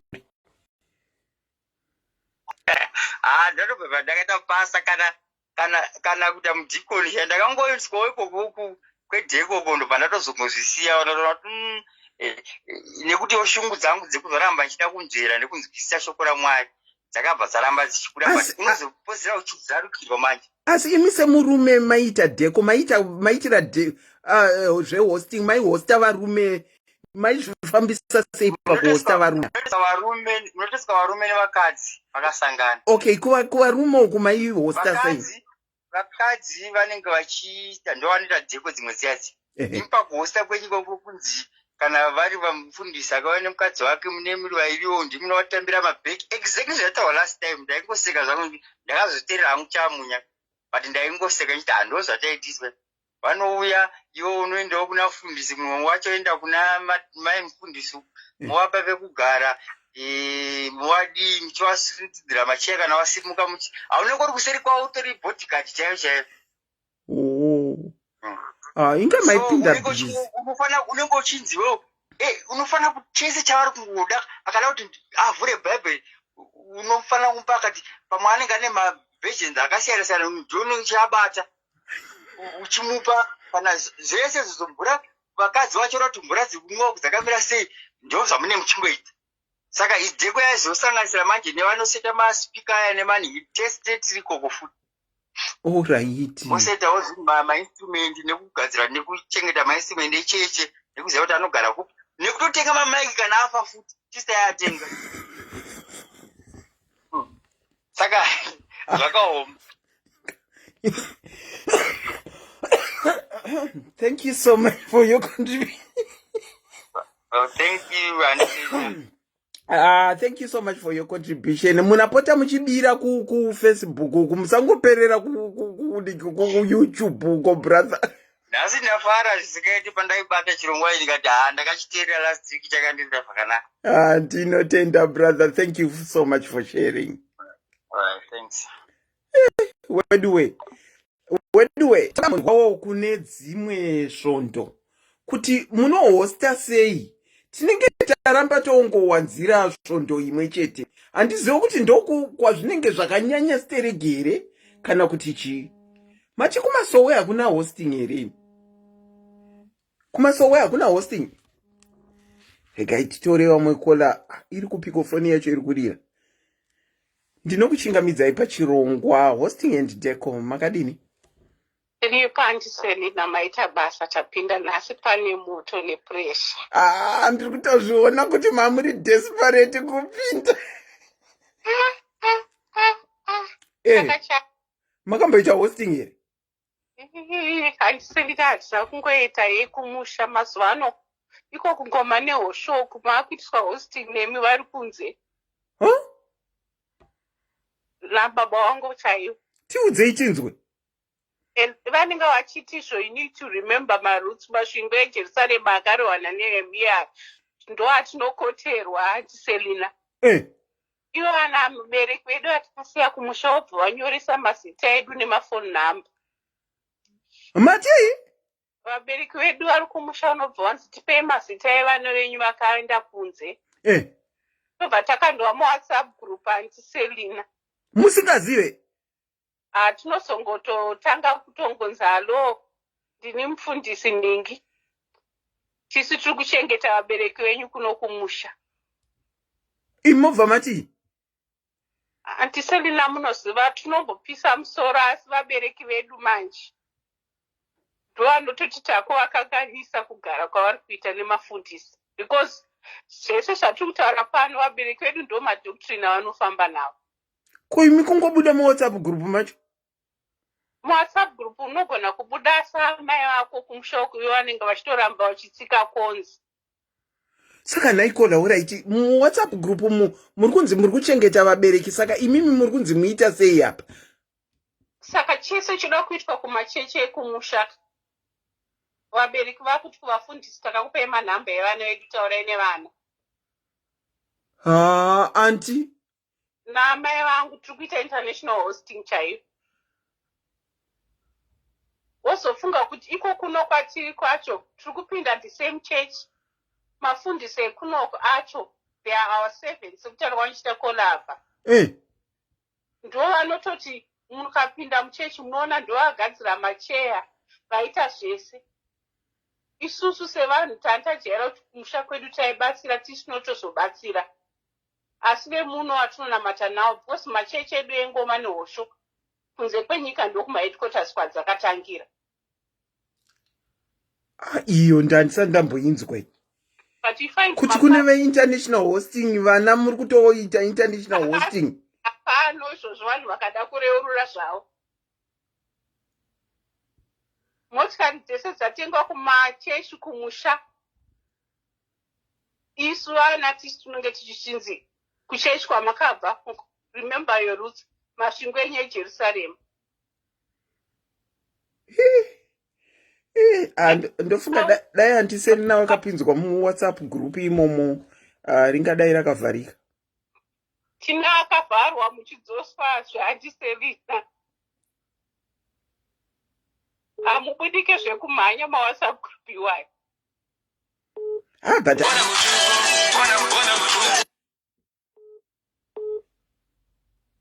saka munotobvisa mari dzinenge dzadzibvisai? Nemutauro pane vanotozikana nevabereki vavo vakatolebhurawo vane vanhu vanotaurawo. Saka vamwana vanotaurisa vanhu vanotaurizikanwa renyu vakatoudzwa vakare tolebhura nevachechi vasina chavanotobvisa vanenge vakutonengedza kuti vana vamai nhingi havaite vanodai but it's because unenge wasiyanei. Mwari ari kunamatwa kuno amutekwenere chechiwani. Imomo inini ndofunga ndailasta because I remember when my mom was still around. Vachida kutaura zvekusvondo kwavo zvandisingabvumiri kwanzi tiuye nemari yakati. Andiselina vanomborasa muromo, ndairasa muromo. Waingonzwa mai vangu vakuti yezvona maiwe nechandandichaitaurira. Rimwe gore ndakambovati ndipei nhamba dzamufundisi wenyu. Ndoda nhamba dzamufundisi wenyu nditaure nawo. Ende ndakafonawo zvangu zveshuwa. Ndakafona because I just thought it wasn't right. Because Antiselina tinopinda same church. International kuno hatimbopiwa target asi kumusha kwedu vabereki vanopiwa target kunzizvo pamari the same thing chinonge chinzi like ezvino zvandiyango yeland kunoku tinonzizvo you give up something. Let's say inini ndikati this month I'm going to give up chocolates. Mari yanga ndichatenga machocolates this month. This is what I give up. Ndoyandondesa from land. Kumusha vanonzizvo target yedu panapa tikuda kana kuti $2,000. Imimi was international hosting in Dimo Visa. It is your international hosting and your passionate resistance because you need to give up something and you give the money or give up and you know this. As far as you are target. Pana papa church para target and you find out target is according to church no utazoti mune manu and break raketa say. And the 45 enough for kumusha onto ma competition. Yokuti susitakato kunda target yedu tikaita say tisinokunda vangu. Yeah, wekumusha wane competition, you are very right, that much I know. Wane competition yekuti wekukuwadzana takatova kunda isusu takatovhurisa. Zvinotovanakidza vanhu vekumusha. Tisi takatobvisa mari yakawanda stereki takavakunda and the next year tira kutonyatsovakundisisa stereki.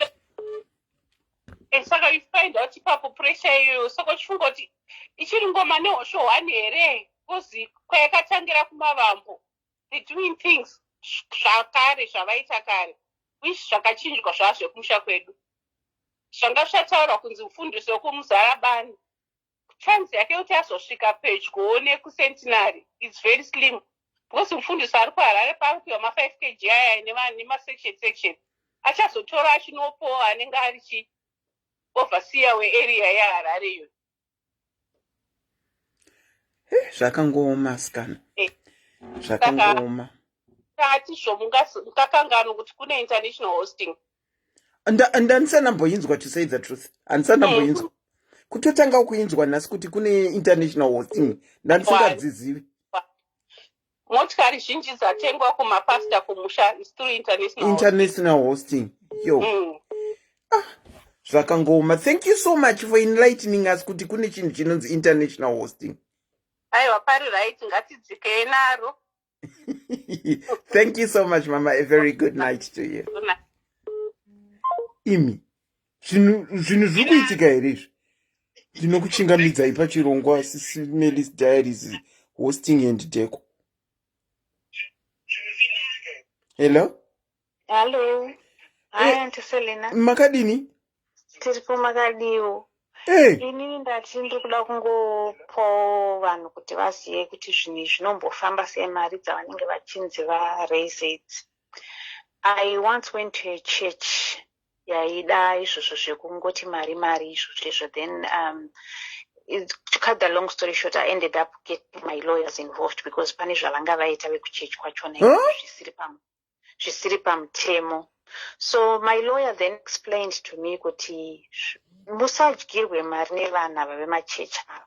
Hanzi zvavanoita, handi vanenge vakaregister church as a charity thing. I know. So vanoenda vono apply mari kumacharity vanopa macharity vanofanda macharity. True. Voti tikuda kutengawo a piece of land tingati tiri kuita 100,000. Vopiwa 100,000 nevaive vanofanda nemafunders aya madonors aya.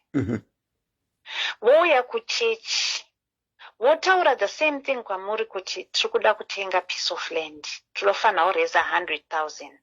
So because vapiwa mari nemadonors there has to be a book to account for that for that money. That's why they will say to you kana madonors amuri kutaura muno matiri, if I'm correct, vanopiwa kana uchibhadhara tax vane mafomu avanotifilisa kuti vazonopiwa ndeye yegovernment here tax yamuri kutaura.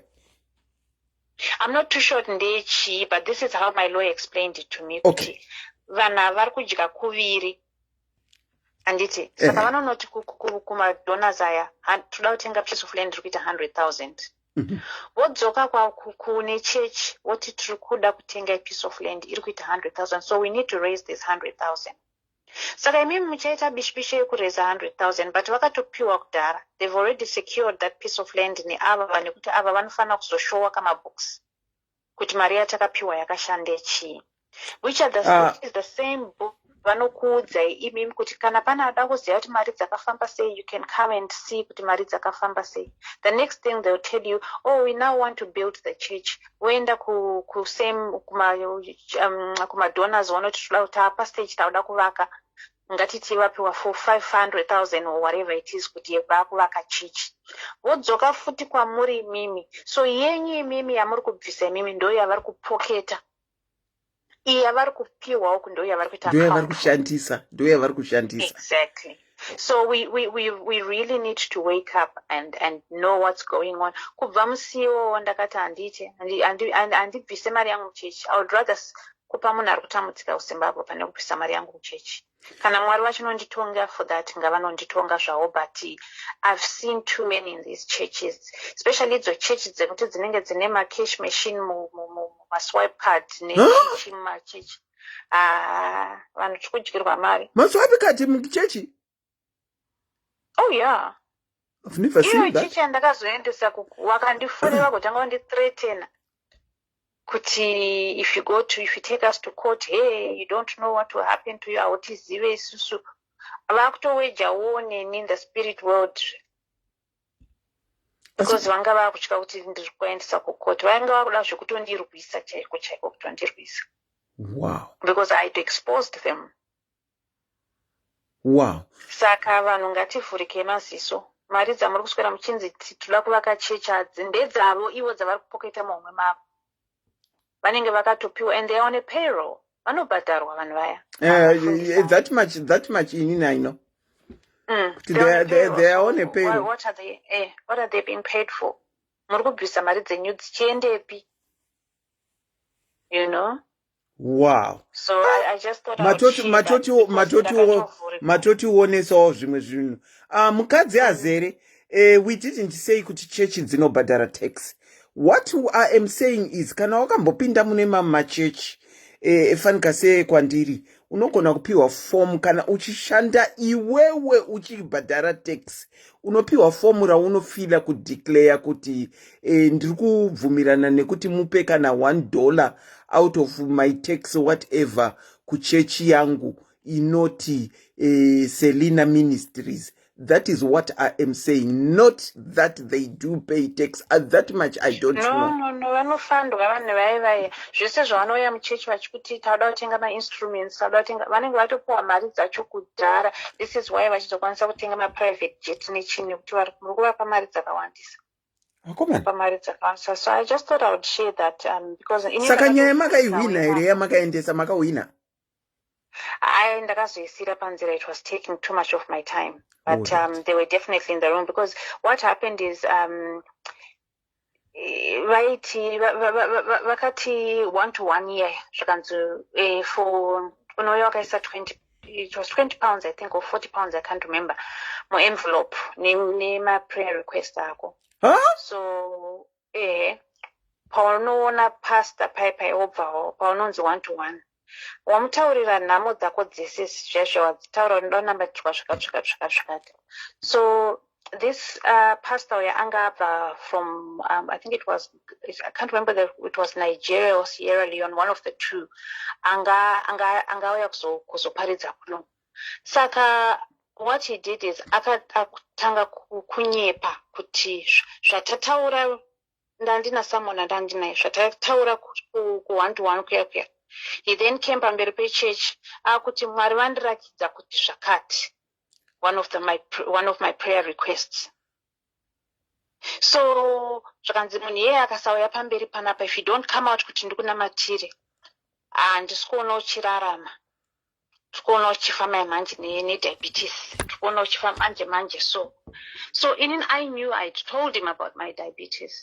Then my friend anandi naye so akatanga kuti zvakanzi, saka ini ndakati kune friend yangu ndakati handisi kuzobuda, iwe ugare ipapo usasumuke, usatombobuda, ramba wakagara ipapo, uda kuona kuti adaita sei.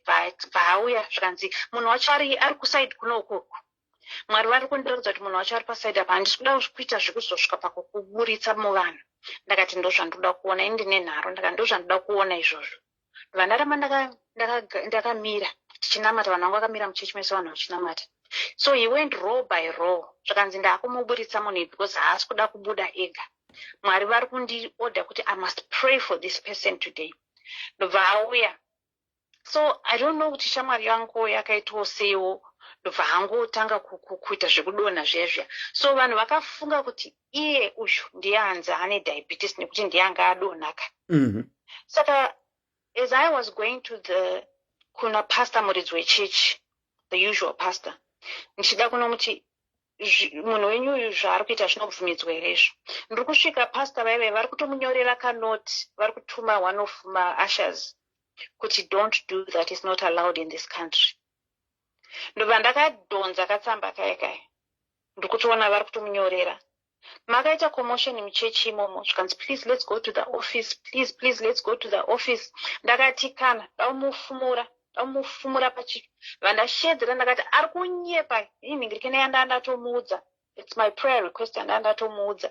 Avagonditora, munoziva varume hupo vagonditora vagoyo kundipinda muoffice. Sorry, pakanganisika, guys, it's his first time preaching in Europe.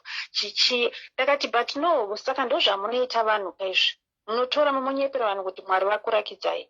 I spoke to him less than an hour ago about my sugar diabetes, and now he's telling the whole church kuti Mwari vamurakidza. And you are writing him a note yekuti ningirikiniri hazvibvumidzwe munyika muno. Saka ndo pandakatanga kunetsana nawo ndauda kuvaendesa kucourt, but ndakazongozvisira panzira. So we really need to be very careful, especially with these new churches, idzo dzima-Pentecostals. Sometimes you're better off staying kuma-religious churches ede kudhara, our old churches, because zvimwe zvachona, the same day they then went for another lady. Zvikanziwo takakunamatira, she had an insurance claim. And I mean, kana waita insurance claim yako, it's due to come out anyway, but ndofunga yanga ichinonoka. So they then went to her. Zvikanzi, are you not the one we prayed for? Check yako yakabuda iwewe. Where's the anzi share yechechi iri kupi? Mukadzi yandobva ati haisati yaclear. Zvikanzi, borrow from somebody here, then you give them back. Makambozviona kupi izvozvo? It's crazy. It's really crazy. But anyway, Rigetipo, vamwe time and thank you so much for sharing your story. Thank you, but vanhu ngatingovhurike maziso. Zveshuwa. Vamwe vanhu. Thank you so much. Zveshuwa. Okay. Bye. Iya imwe svondo yasiyana ndine 15 missed calls. 17 in fact. Ndane 17 missed calls. Ndinokuchingamidzai pachirongwa hosting and Decor. Antiselela makasimba. Tiripo brother makadini? Tiripo, so glad to be on the live, Yeah. Welcome. Welcome to the program. Yeah, saka nini background yangu, I'm a session musician, so I get to have contracts in different churches to play for them. You're a musician. Yes, I'm a session musician, yeah. Okay. Just a part-time thing, really. Oh, yeah. So, zvakasenza kuti ndinomboonera machechi andizoenda kuno kuAustralia kuno. Munomboonerera? Tinomboonera maitisiro anenge achiitwa vanhu. It's just crazy what's actually happening out there. Tell us, bruh. Saka, okay, I'll start churching and ndakambono the contract naye design phrase. So, yanga ndamwe pastor. Why is it a Prophet David Sierra Leone? Yeah. And my disiraja itavanu ma ushering my leaders. You would be in with a competition in my bigger churches. So in terms of he wants better sound equipment, he wants better cameras. So now the pressure in when we're ushering, when we're just in the church, I think it's my demands. It was just crazy. Going out when I was under 3-4 jobs just to try and cater my needs. I'm going to just like as an Uber. I'm going to shanda as a 2 minutes. but vanhu vemuchechi momo vachimuitira zvese, and waiti waenda kumba kwavo haunoti wasvika papalace chaiko, like the amount of furniture that was in there. Wow. And you wouldn't buy like from normal shops, you would actually order from Italy. And it's very funny. And then vanazo vaikoko vanenda ku Christ Embassy. Uko vaibas zvine degree chaizvo. Zvokuti vairoshidzira vanhu kuti munofanira kuita vanoti partnership. So partnership being unonzi you need to partner with us. So ndo mabira aita vanhu mari yekuti vaitoita macompetition ekuti okay, who was the best partner this year? Uchaona prize. So waitona vanhu vemu-ushering students chaivo vari busy kutove ne-pressure kuti vakwanise kucontribute towards that and towards the partnership. So partnership, vanenge vachingoti well, you need to partner with our Pastor Chris and be part of the love world so that you tap into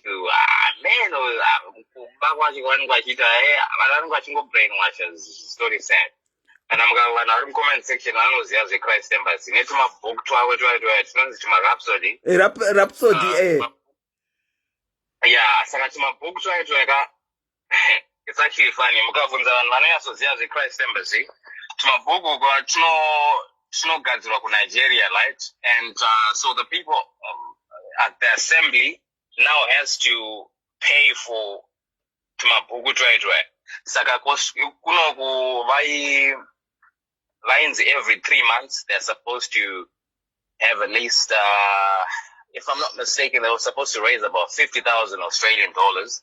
Kuti vakwanise kubhadhara back towards marhapsody yavo, and that was in a space of 3 months. And saka ndo paizopinda partnership yaya yekunzi kana if you're a partner, help us kuti chibhadhare chimabhuku aya kuti tikwanise sei we were able to spread the word around about God and stuff. So it was pretty much prioritizing the book more than the Bible itself. And uchitona vanhu vari papressure chaiyo and ndo hawa yazoona kuti vanhu vari kubirwa munomu, and mari idzodzo dziri kuenda back to Nigeria. And uchiona vanhu vacho masoko pastors ivo vari kutodriva mota dzinotyisa chaidzo netumabhuku ituroto. Saka ndo mabiro vanenge vachiita yaya. Saka mawani pakatoipa vanhu mungwarire kunzoko. Not everyone, are more church. Church is now a business, it's a big business for all these people, and we just need to be on the lookout to try and see, to be more vigilant, That's true. Saka musabirwe feed vanhu vari less fortunate nevanhu vari kutamburwa nemhuri dzenyu, rather than feeding all these so-called pastors, they're just scams, really. Saka imi brazva muri musician, so pamuno machedzwa kumachechi uku munotobhadharisa kao? Atotobhadhara Hamujaidze every Sunday. Aiwa, hajaidze. Akanoona kuti vanhu muri kubira vanhu mari, saka ndokubatsira kuti ubire vanhu mari usiku ndibhadhara, azvishande zvidaro. Saka nai brother, ipapa munenge mahaiwa semusician, so manoimba manofaisa zviri kuchechi uku, munotopindawo mumweya here kana vamwe vakupinda mumweya pakuimba ikoko nekuridza? Ndinyeba ini nangutoita zvemagitare, but kupinda mumweya handikunyebera, handisandanyatsopinda mumweya, but tinongoitawo izvozvo tichingofadzawo vanhu kuti vanakidzawo vakanzwawo gitare ranyatsokwenywa zvaizvo, vanobva vanyatsopinda mumweya chaizvo, but haisati apinda mumweya zvedu. Hamusati? Hatisati, yeah. Thank you so much for sharing, brother. No worries. Thank you, Auntie Selena. You take care. You have a good one, eh? You take care. Should I say good morning to you? Absolutely, yeah. It's around 5:45, Maxine. Yeah. A very good morning to you, bro. Good night. Take care, mama. Yete. Wow. Zvakangoma muri kuzvinzwa hanzi mabirwa anoitwa vanhu. Ndinokuchingamidzai pachirongwa hosting and decor makadini? Tiri right zvedasikana muri seiko kwamuri ikoko? Muri right. Nyaya dzekubirana mari idzi dzakawanda, like especially kuno. Muri mudheko dzeikoko here nekuhosting dzeikoko? No, ini handisi mu anything but ndinenge ndichiona zvinenge zvichiitikawo. Muri kuonei kwasikana? Senge pane chechi yamatanga kutaura yainge chimbotaura nevamwe yaye. Iriko ikoko kwamuri uko? Oh. Iriko. Okay. So zvavanoita ikoko kunotombori nani, kuri nani ikoko pane ku Christ Embassy ndatombota rega ndimbochinja ndibve ikoko niende ku Christ Embassy. Christ Embassy kana usitorina mari nothing, kana usina pane group revanhu just zvinonzi remapartnership ranga richitaurwa nabrother iyo? yekuti kunenge kune vanhu vane mazimari vanotonzi ava vanogara apapo, imimi musina chinhu minge muchitonzi hamiri hamutozivikana. Ndatozona ati arega ndidzokere zvangu kuya kwekutanga. Office kwekutanga uku kuri nani, I think this side kuri nani, because most of the people are students, right? Alright. Ndiri kuona kwamuri most of you are students for sure.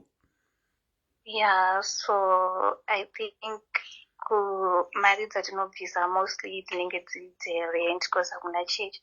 Kunenge dzinenge dziri dzerent and hatikwanisi yese kawani, dzimwe dzinotobva kune mamwe macountries. Ndo patinotomboona kuti inoshanda patinobvisa matiles, ndo mari dzinobhadhira mabills because zvinhu zvekuno zvinenge zvichidhura. Even rent yamufundisi inotobva I think inotobva kuheadquarters because mastudents ekunoka haangatomboikwanisa. I think kudyirwa mari kwakanyanya kuAfrica. Right. Direct. Iko kwamuri uko hakuna, hamuna mari yekuti mungafande mufundisi? Yatinobvisa tinenge tichiona kuti iri kushanda chii. Okay.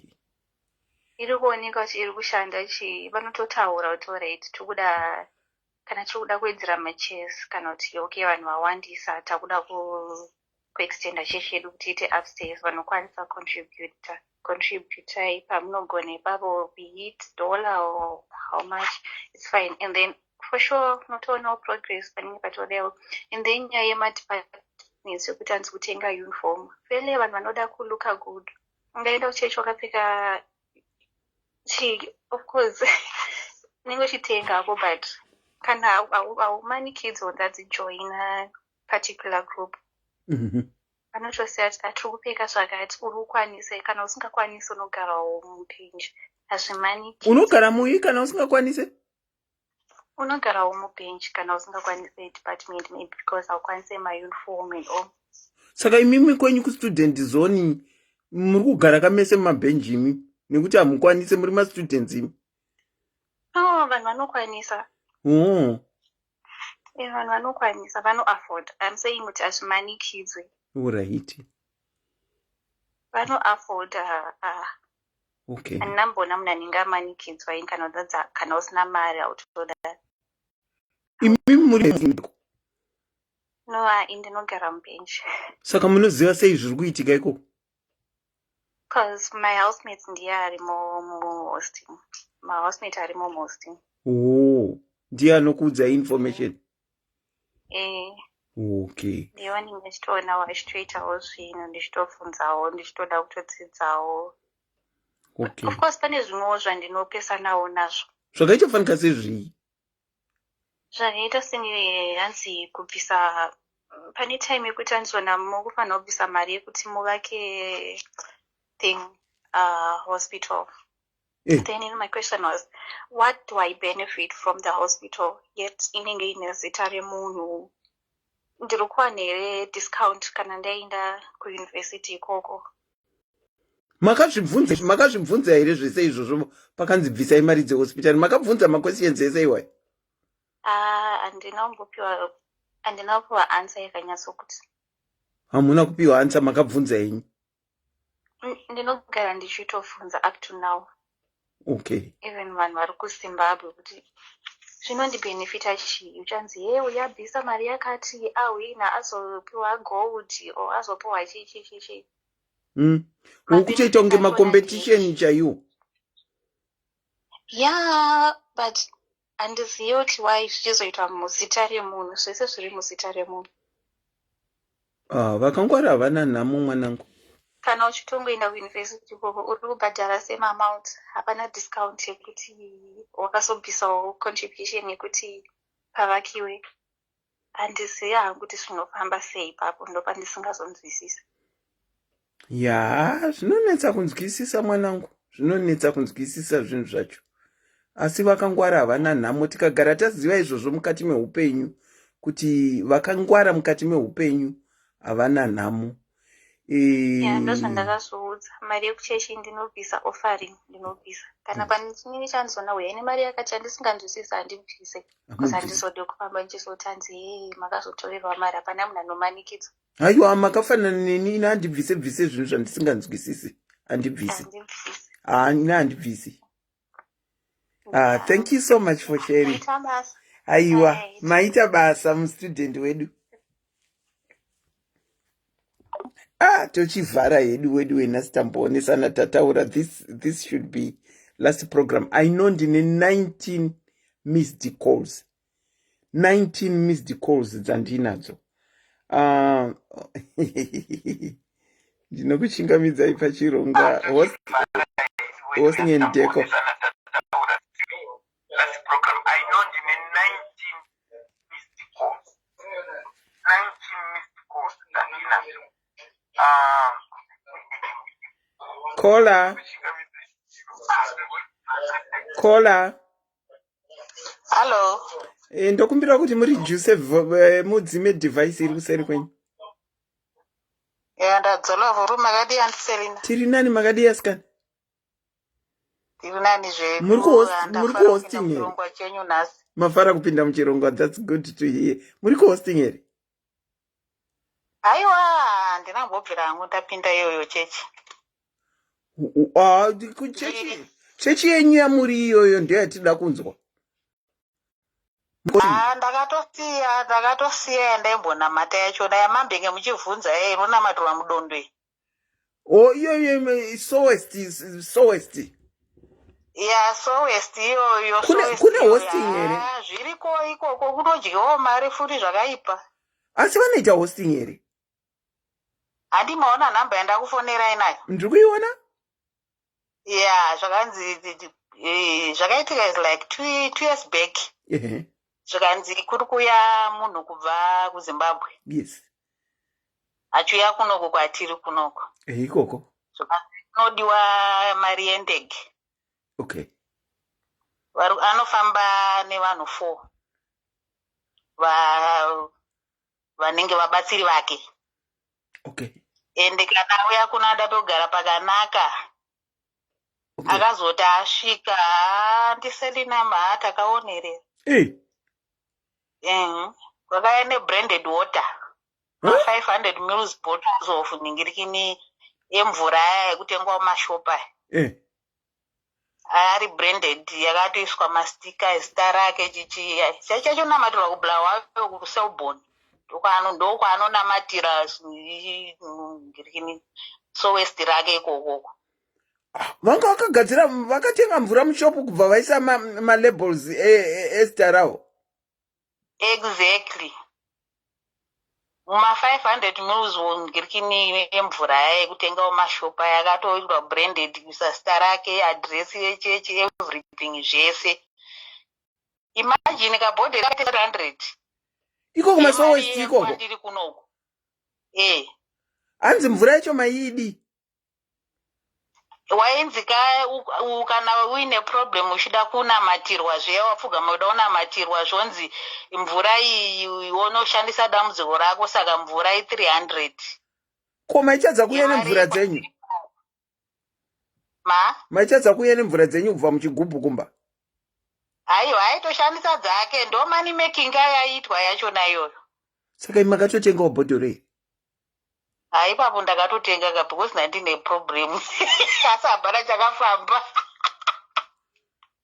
madzimai zvakaoma time yacho iyoyo unenge wakaita kunge wakaputirwa so unozoti bepo papaipai saka makazopepuka zvaita sei tikatonamata pasowest ipapo vanhu vakatenga dzimvura pasowest ipapo pavazonzi vanoda ma1 ari private ayaya mari takazonzwa vakaenderwa mudzimba vachinoitwa ma1 ndo vavaichajwa ma1000s ikoko vanhu vakachajwa ma1000s nema1000s ikoko vachibvisa ma4 point ma3 point ma2 point according nedambudziko rako isowe ripiko iroro naikola rekuselborn kubulawayo rine mbiri rinonzi chii sowest ka ramutumwa ranonzi mutumwa handisati ndambovanzwa mukangoenda kuselborn kubulawayo paselborn zihombe zisowest iroro anotonzi mutumwa aime vanhu vakarohwa mari vakarohwa bhegi isusu bvatana vati hapana zvakambofamba maproblems vatazongosiyana nazvo tavhurikoyu tatoona kuti hapa kurohwa bhegi apa tikati kunamatira kuri nani because unenge uchiti zvemudondo zviri free handiti asi hazvizi free vanhu vari kurohwa bhegi zviri free pamamheno ikoko kuzimbabwe asi kana vangokurosa chete kuuya vakangobuda muzimbabwe chete kupinda mune dzimwe nyika idzi vanhu ivava vari kuita inodzi money making chaichaivo imagine kuuya nemvura iri branded ka300 music ka500 music achinzi 300 saka makanga manzi mvura yacho muitise waingonzwa zvokuishandisa zviri kuenderana neproblem yako kayawanamatirwa wangopedza kunamatirwa ipapo waimbonamatirwa zvembiri here kungonzi 3-4 wedzi zvatopera obva watodirectwa kunzi endai munoona avo vakupei mvura 300 munoshandisa so andofamba nenhirikini nemudare wake anotobata bhegi anochaja ndiye zvese ende kana uchida 1-on-1 otanga waona iyeye ndiye anokuudza kuti zvinofambiswa sei kubuda bhegi ndokuzoti muite 1-on-1 mwari wangu 1-on-1 yachona haitire ipapo pasowest aiwa anotoda kutakurwa futi transport kubva pasowest kuenda kumba kwako womudzosa futi kukwaari kunorara ende paakauya ikopa kuno kwachona aitodhimanda kuda kutodya marestaurant manga asikade kudya mahome cooked zvamamuri pabasa nhai mwari wangu zvakaoma kana handina ngoti ndingocontributawo kuti kana kumasowest zviriko thank you so much for sharing caller.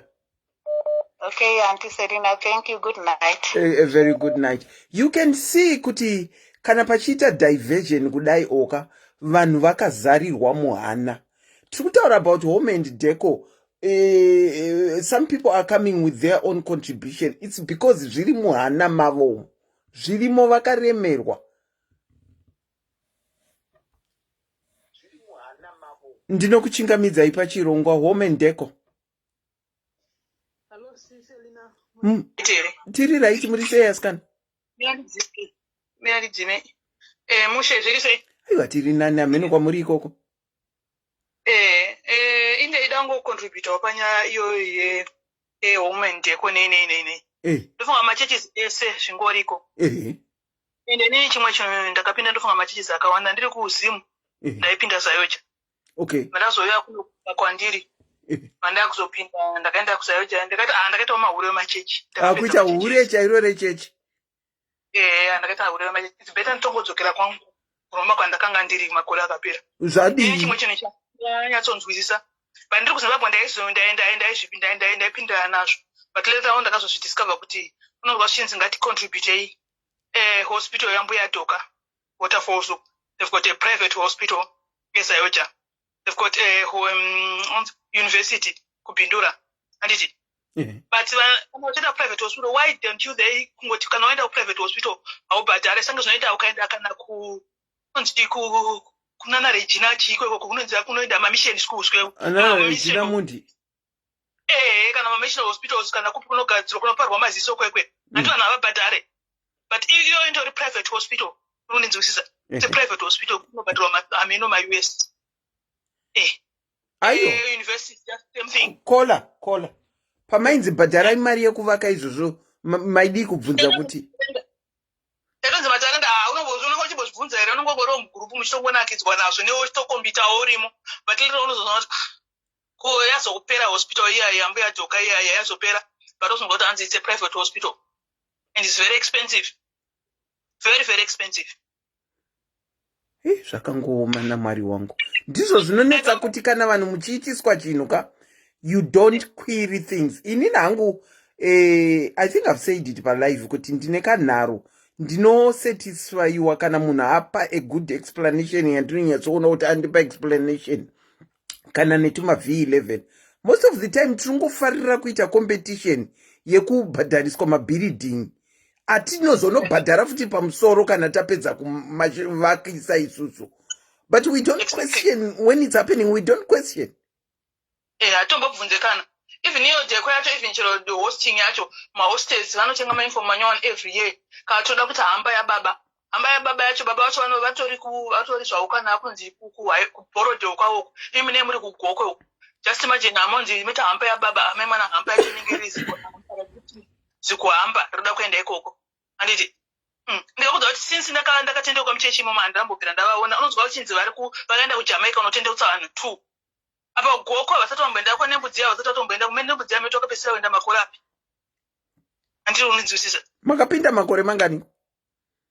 Ndakapinda makore akawanda mwanangu achikamba izvozvo mwanangu ane 26 years but pandakazouya kuno kunyika kwandiri kuchiyanda uko hangu but zvitomboiti mwana meyangu saka hamusati mamboona mukuru wechechi yenyu ndozvomukutaura tisati amboona ivo baba vacho vakuru vacho vane mazita ivo hasati ambovaona since ndakapinda muchechi ivo azvinonzwa chinzi vakaenda kuJamaica just imagine vakanotendeutsa vatendi vaviri uri vakaenda kuAustralia vakatendeutsa vatendi vaviri nekuno kundo kwandombonzo kuyuta kwanotombouya asi kuZimbabwe kugokwe chaiko vanembudzi asati ambovahwa kuti vauya kugokwe katoenda kwamavheni uri vaenda kubhizo asati ambovanzwai ko imi munodi kurequesta kuvaonawo kugokwe iko even ukaruka request unonzi vari kuuya disi vari kuuya pamusangano especially pamadeeper life disi vari kuuya wekandi kumbouyawo kumboti vanhu vambokuonawo asi kuenda kuJamaica uko kupinga uko makapesa enda kunidini kuchipingi why vasingaende kuchipingi asi kutoenda kuJamaica kuenda meno zvemachechi zvainini ndakatova mahuro emachechi zviri beta nombogara mumba kwangu mazanda tombogara mumba saka hapana kwamuri kusonda mazuva aiwa kana ndikatoenda anguroma kwangu kana kutoti zvitori nani kwekudhara ndo zvandiri kutofunga kaenda kuti kuroma kwati pangu kutongoenda kokumoti ndingoona munhu anondiriga but hapasina umwari unenge wakungoona kuti unenge wakungomaka ichi neicho icho that andimbotonzwisisa ndiri kuzvinzwisisa saka zvongoti vanhu avo unenge vachingoti tikunamata but unotsanya godi but unyazoona kuti hapana zviri kumbofaya vamwe avo zvinoveira but inini hazvina kumbondifaira kwangu zvaitoita wese sorry to hear that. Mahombe acho ndikapinda ese mahombe acho ende Decor yacho iyoyo hosting yacho zvese zvokutakura iwo mabhegi wakabata kunge bhegi raaningirikiniri zvese izvozvo unoita mvura idzo dzaitaurwa unoita iyo hosting yacho yamuri kuti makaita ndimama here waminawa inini hosting inini ndaikopinda inini ndini mai vacho inini ndaitopinda muhosting mwana wangu angari mudiki stere pandaihosta dai hosta chero vanhu vakadi vadi mafundisi vadiki vafundisi vahombe vafundisi vakadi dai hosta chero uri kuita kuti palife kwacho kunenge kuchinzi kuti palife kune vanhu vakuru maelders from somewhere vachiuya kuti palife depends unenge uchinoita hosting and every year kwashoma kupfeka uniform yanga vakapfeka futi last year kashoma because kwanza wacho hosting unoendwa nembinga hakungoendwe nevanhu vokunje unoendwa nembinga. Ndino urombo aihopo muchawanirwa nyasha rimwe zuva rekuona baba kuti muwaone uso hwavo. Handifungi kuti ndatombone interest nazvo. Handisina kana interest nazvo. Hamusisina? Handisina kana interest nazvo. Handisina kana interest kuenda kuchechi, handisina kana interest kuenda kuchechi.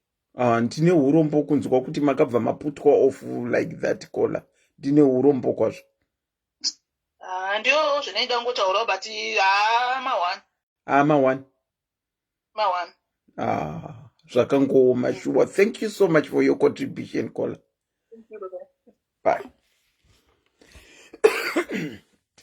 I think kuti tichivhara zviri nani zvokwadi kutaura shuwaka vanhu vanenge vakaremerwa tinenge tiine topic asi vanhu vanenge vakaremerwa ndezvavanenge vachida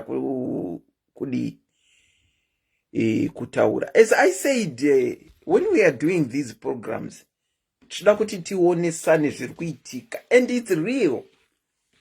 What was being talked about here is real. It's happening. Vamwe vanototsamwa kuti mazenge muchataurirei nekuti imimi hamubelieve. Ndino believe just like you do believe, but pane zvimwe zvinhu zviri kuenda kuma extremes that you need to ask yourself. I personally blame both ways. Wacho ari kuhosta newacho ari kuhostwa. Because if you look at what our brother said kuti vacho mapasta ava ndo anofanirwa kunge vari kutishandira but takuwanikwa isusu tichivashandira. Vakutoita vice versa dzekuti pastor akutoti iwewe uya undigezese tsoka. Noti kuti ivo ndo vanofanirwa kunge vachigezesa vanhu tsoka. Zvakaitwa mubhaibheri. Takuwanikwa isusu vacho tirisu tiri kuparidzirwa shoko navo vachitigezesa tsoka dzavo instead of it being the other way around. You know, I feel sorry for people that were sharing. 95 or 99% of the people that were sharing, that did the hosting, they didn't even understand what they were doing. But it looked like it was pressure, ne competition that was within the church, within that hosting team that was leading them to do that. Whether church yako ya mention wakana kuti haina pano or ta concentrate on one church, that doesn't matter. The truth of the matter is it's real.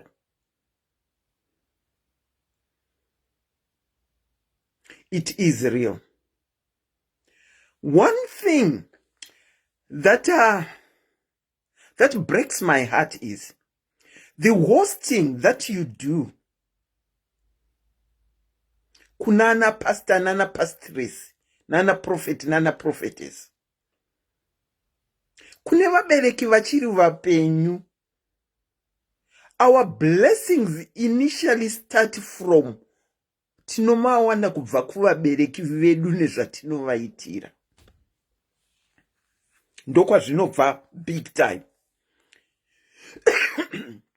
Kana wakakrosa mapatsi na baba namai uchiti uri kunohosta pastor kana kuti pastress kuchechi, it's all in vain. I repeat, it's all in vain. Charity begins at home. Unohosta baba wako na mai wako ere? Have you ever even hosted your baba and your mai?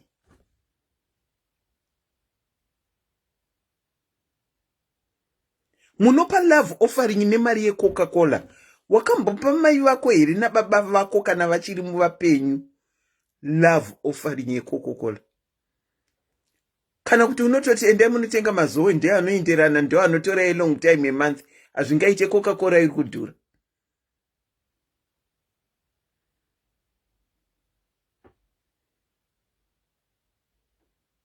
Have you ever even probably taken your mom to hospital?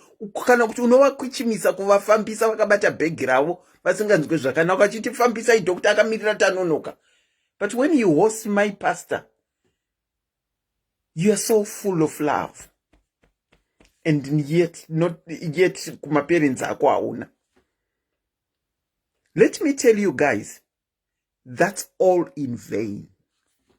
It should start from kuna baba na amai vako. Hazvibatsire kuti ndinohosta nekulava. Ishow off yepano panyika yatiri kuita yataurwa nevakawanda iyi. Show off yevamwe vachiri kutotraya kuda kuelevate muhosting imomo kuti ndakutarisira kunobata bhaibheri. You know, I feel sorry for us. I feel sorry for us. We tend to do it to extremes just to please vabereki vevamwe vanhu. And yet vako hausi kuplease. We show off zvimwe zviri extreme for the sake yekuti unzini vanogona kuhosta vaya, vanogona kuhosta makaona paya vakabva vazoti zvichibva zvazoti. And then what at the end of the day? And then what? Guys, kana usiri kutanga kuhosta kumba kwenyu uchihosta baba vako namai vako, you're wasting your time kunohosta kuchurch. You're wasting your time kunohosta kuchurch. Start with ana mudhara nana anhingirikiri. And in life, learn to ask questions and not to commit kuzvinhu zvausiri kunzwa. Do you know kuti denga racho tichatadza kuripinda nekungoita gundamusaira rinenge rehwiza rinongotevera nevakananga mudondo? Mati mamboona hwiza? One hwiza ikangoti bhuru yakamhanya yakadai hwiza dzese dzinosumuka dzongomhanya hadzitomboziva kuti dziri kuenda kupi, but because one yasumuka yakamhanya ichinohosta whatever zvairi kunohosta ndosaka zvinzi haikona kuita gunda musaira rinenge rehwiza inotevera nevakamunanga mudondo. Chishona ichocho chiri deep. Munhu haikona kuita gunda musaira rinenge rehwiza rinotevera nevakananga mudondo. Vazhinji venyu hamuna dzimba apa. But you are made to buy dzimba for other people because itimu yaMwari. Vazhinji venyu muri kufamba netsoka but munonzi contribute kuti mutenge motikari. Imi vanhu, ngatiregerei kudaro asikana. Kumeso kana uchigeza, dzimwe nguva geza haikona kungogeza kuramba uchigeza mvura ichidai gezawo mvura ichidai uchisvinura maziso kuti uoneke kuti chii chiri kuitika kunze. Sometimes we are looking for blessings in the wrong things. We are looking for blessings in the wrong things. I believe kuti he was crucified on the cross once and for all. Akatakura zvinhu zvakawanda pakrosi paya. My last question to you, when you are doing the hosting and the decor,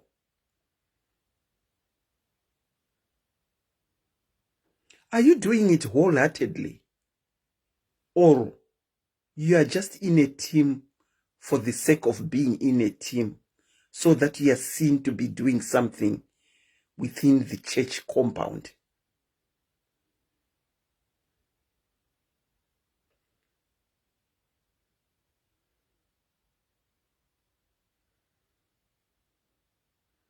Ngativhurikei maziso.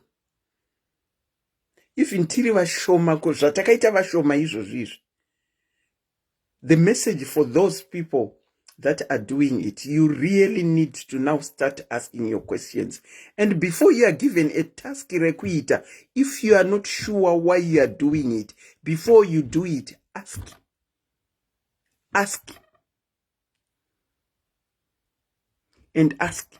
Nekuti mukuhosta umu last week ndakati, vamwe muchanzi pindai mutore chakati mbhegi raprophetesi vari papulpit mukakoborwa nenyoka. Iyo mabhegi evanhu amunotakura iwaya. And as I said last week, a bag is supposed to be a personal thing. That is why I'm saying, wacho arikuhostwa ne arikuhosta. Ndinoona vese vari parong. Because my mfundisi kana muchihostwa zvekuti munotakurwa bag mugonomirirwa padhoo repatoireti musingabvunze kuti zviri kuitirwei, nekuti imimi ndimunofanirwa kunge muchirakidza even manew visitors ari kuuya pachechi kuti kuchimbuzi kwedu imimi maimfundisi ndekuku, asi imimi ndimakuda kutorakidzwa kuchimbuzi. Dzimwe nguva kuchimbuzi kwamunoziva futi vanhu vaMwari ngatikwanei dzimwe nguva. Naiwo ana mama mufundisi vacho vakuita unge vasina kukwanawo. Handisi kutuka munhu waMwari asi vanhu vaMwari anzi tese tiri vanhu vaMwari, handisi kutuka asi ndiri kutaura pachokwadi. Last week mama pastor vakauya vakati hakuna my bus driver, hakuna my pilot. Ndakapabatisisa ipapo kuti zveshuwa hakuna munhu anonzi my bus driver nekuti murume wake ndi bus driver. Kana kuti my pilot nekuti murume wake ndi my pilot. Wedu wekuya kuzoshare kudai vanhu vanenge vakaremerwa. Even if we tend to divert sometimes, it's because people vanenge vaine zvinhu pahana yavo. I think we can close off, but the next time you see me, pane vanhu munondiomesera futi. Ini ndinowa munotendai munotaura nyaya. Ndine nyaya ndinayo yandakaunzirwa. Musi wandinoti ndiri kuuya palive ukaisiya mhene zvako, hanzi nemunhu uyu siyana neni enda unotsvaga wako kucode, hanzi kucode to code. Zvino ndazobvunza kuti code to code yacho chii, ndazonzwa kuti ndeko kunyengesana kuri kuitwa. Saka musoro unenge wenyaya unenge uchiti siyana neni enda unotsvaga wako kucode to code. You wouldn't want to miss that one. That will be our next topic when we come. But I'll be narrating a story because the person felt they weren't comfortable to come and talk about it. But the other side, rakaramba kutaura neni. Saka ndrungo narrate story ye akauya nenyaya. Wacho arikunzi enda unotsvaga wako code to code. Akaramba kutaura. Akati osiyana ineni. Saka next time when we meet, that is what we will be talking about. Siyana neni enda unotsvaga wako to code to code. Thank you so much for joining in. The name is Auntie Selina. I was your facilitator tonight. Until we meet again next time, it's a very good evening to you. And once again, thank you so much for joining. Good night.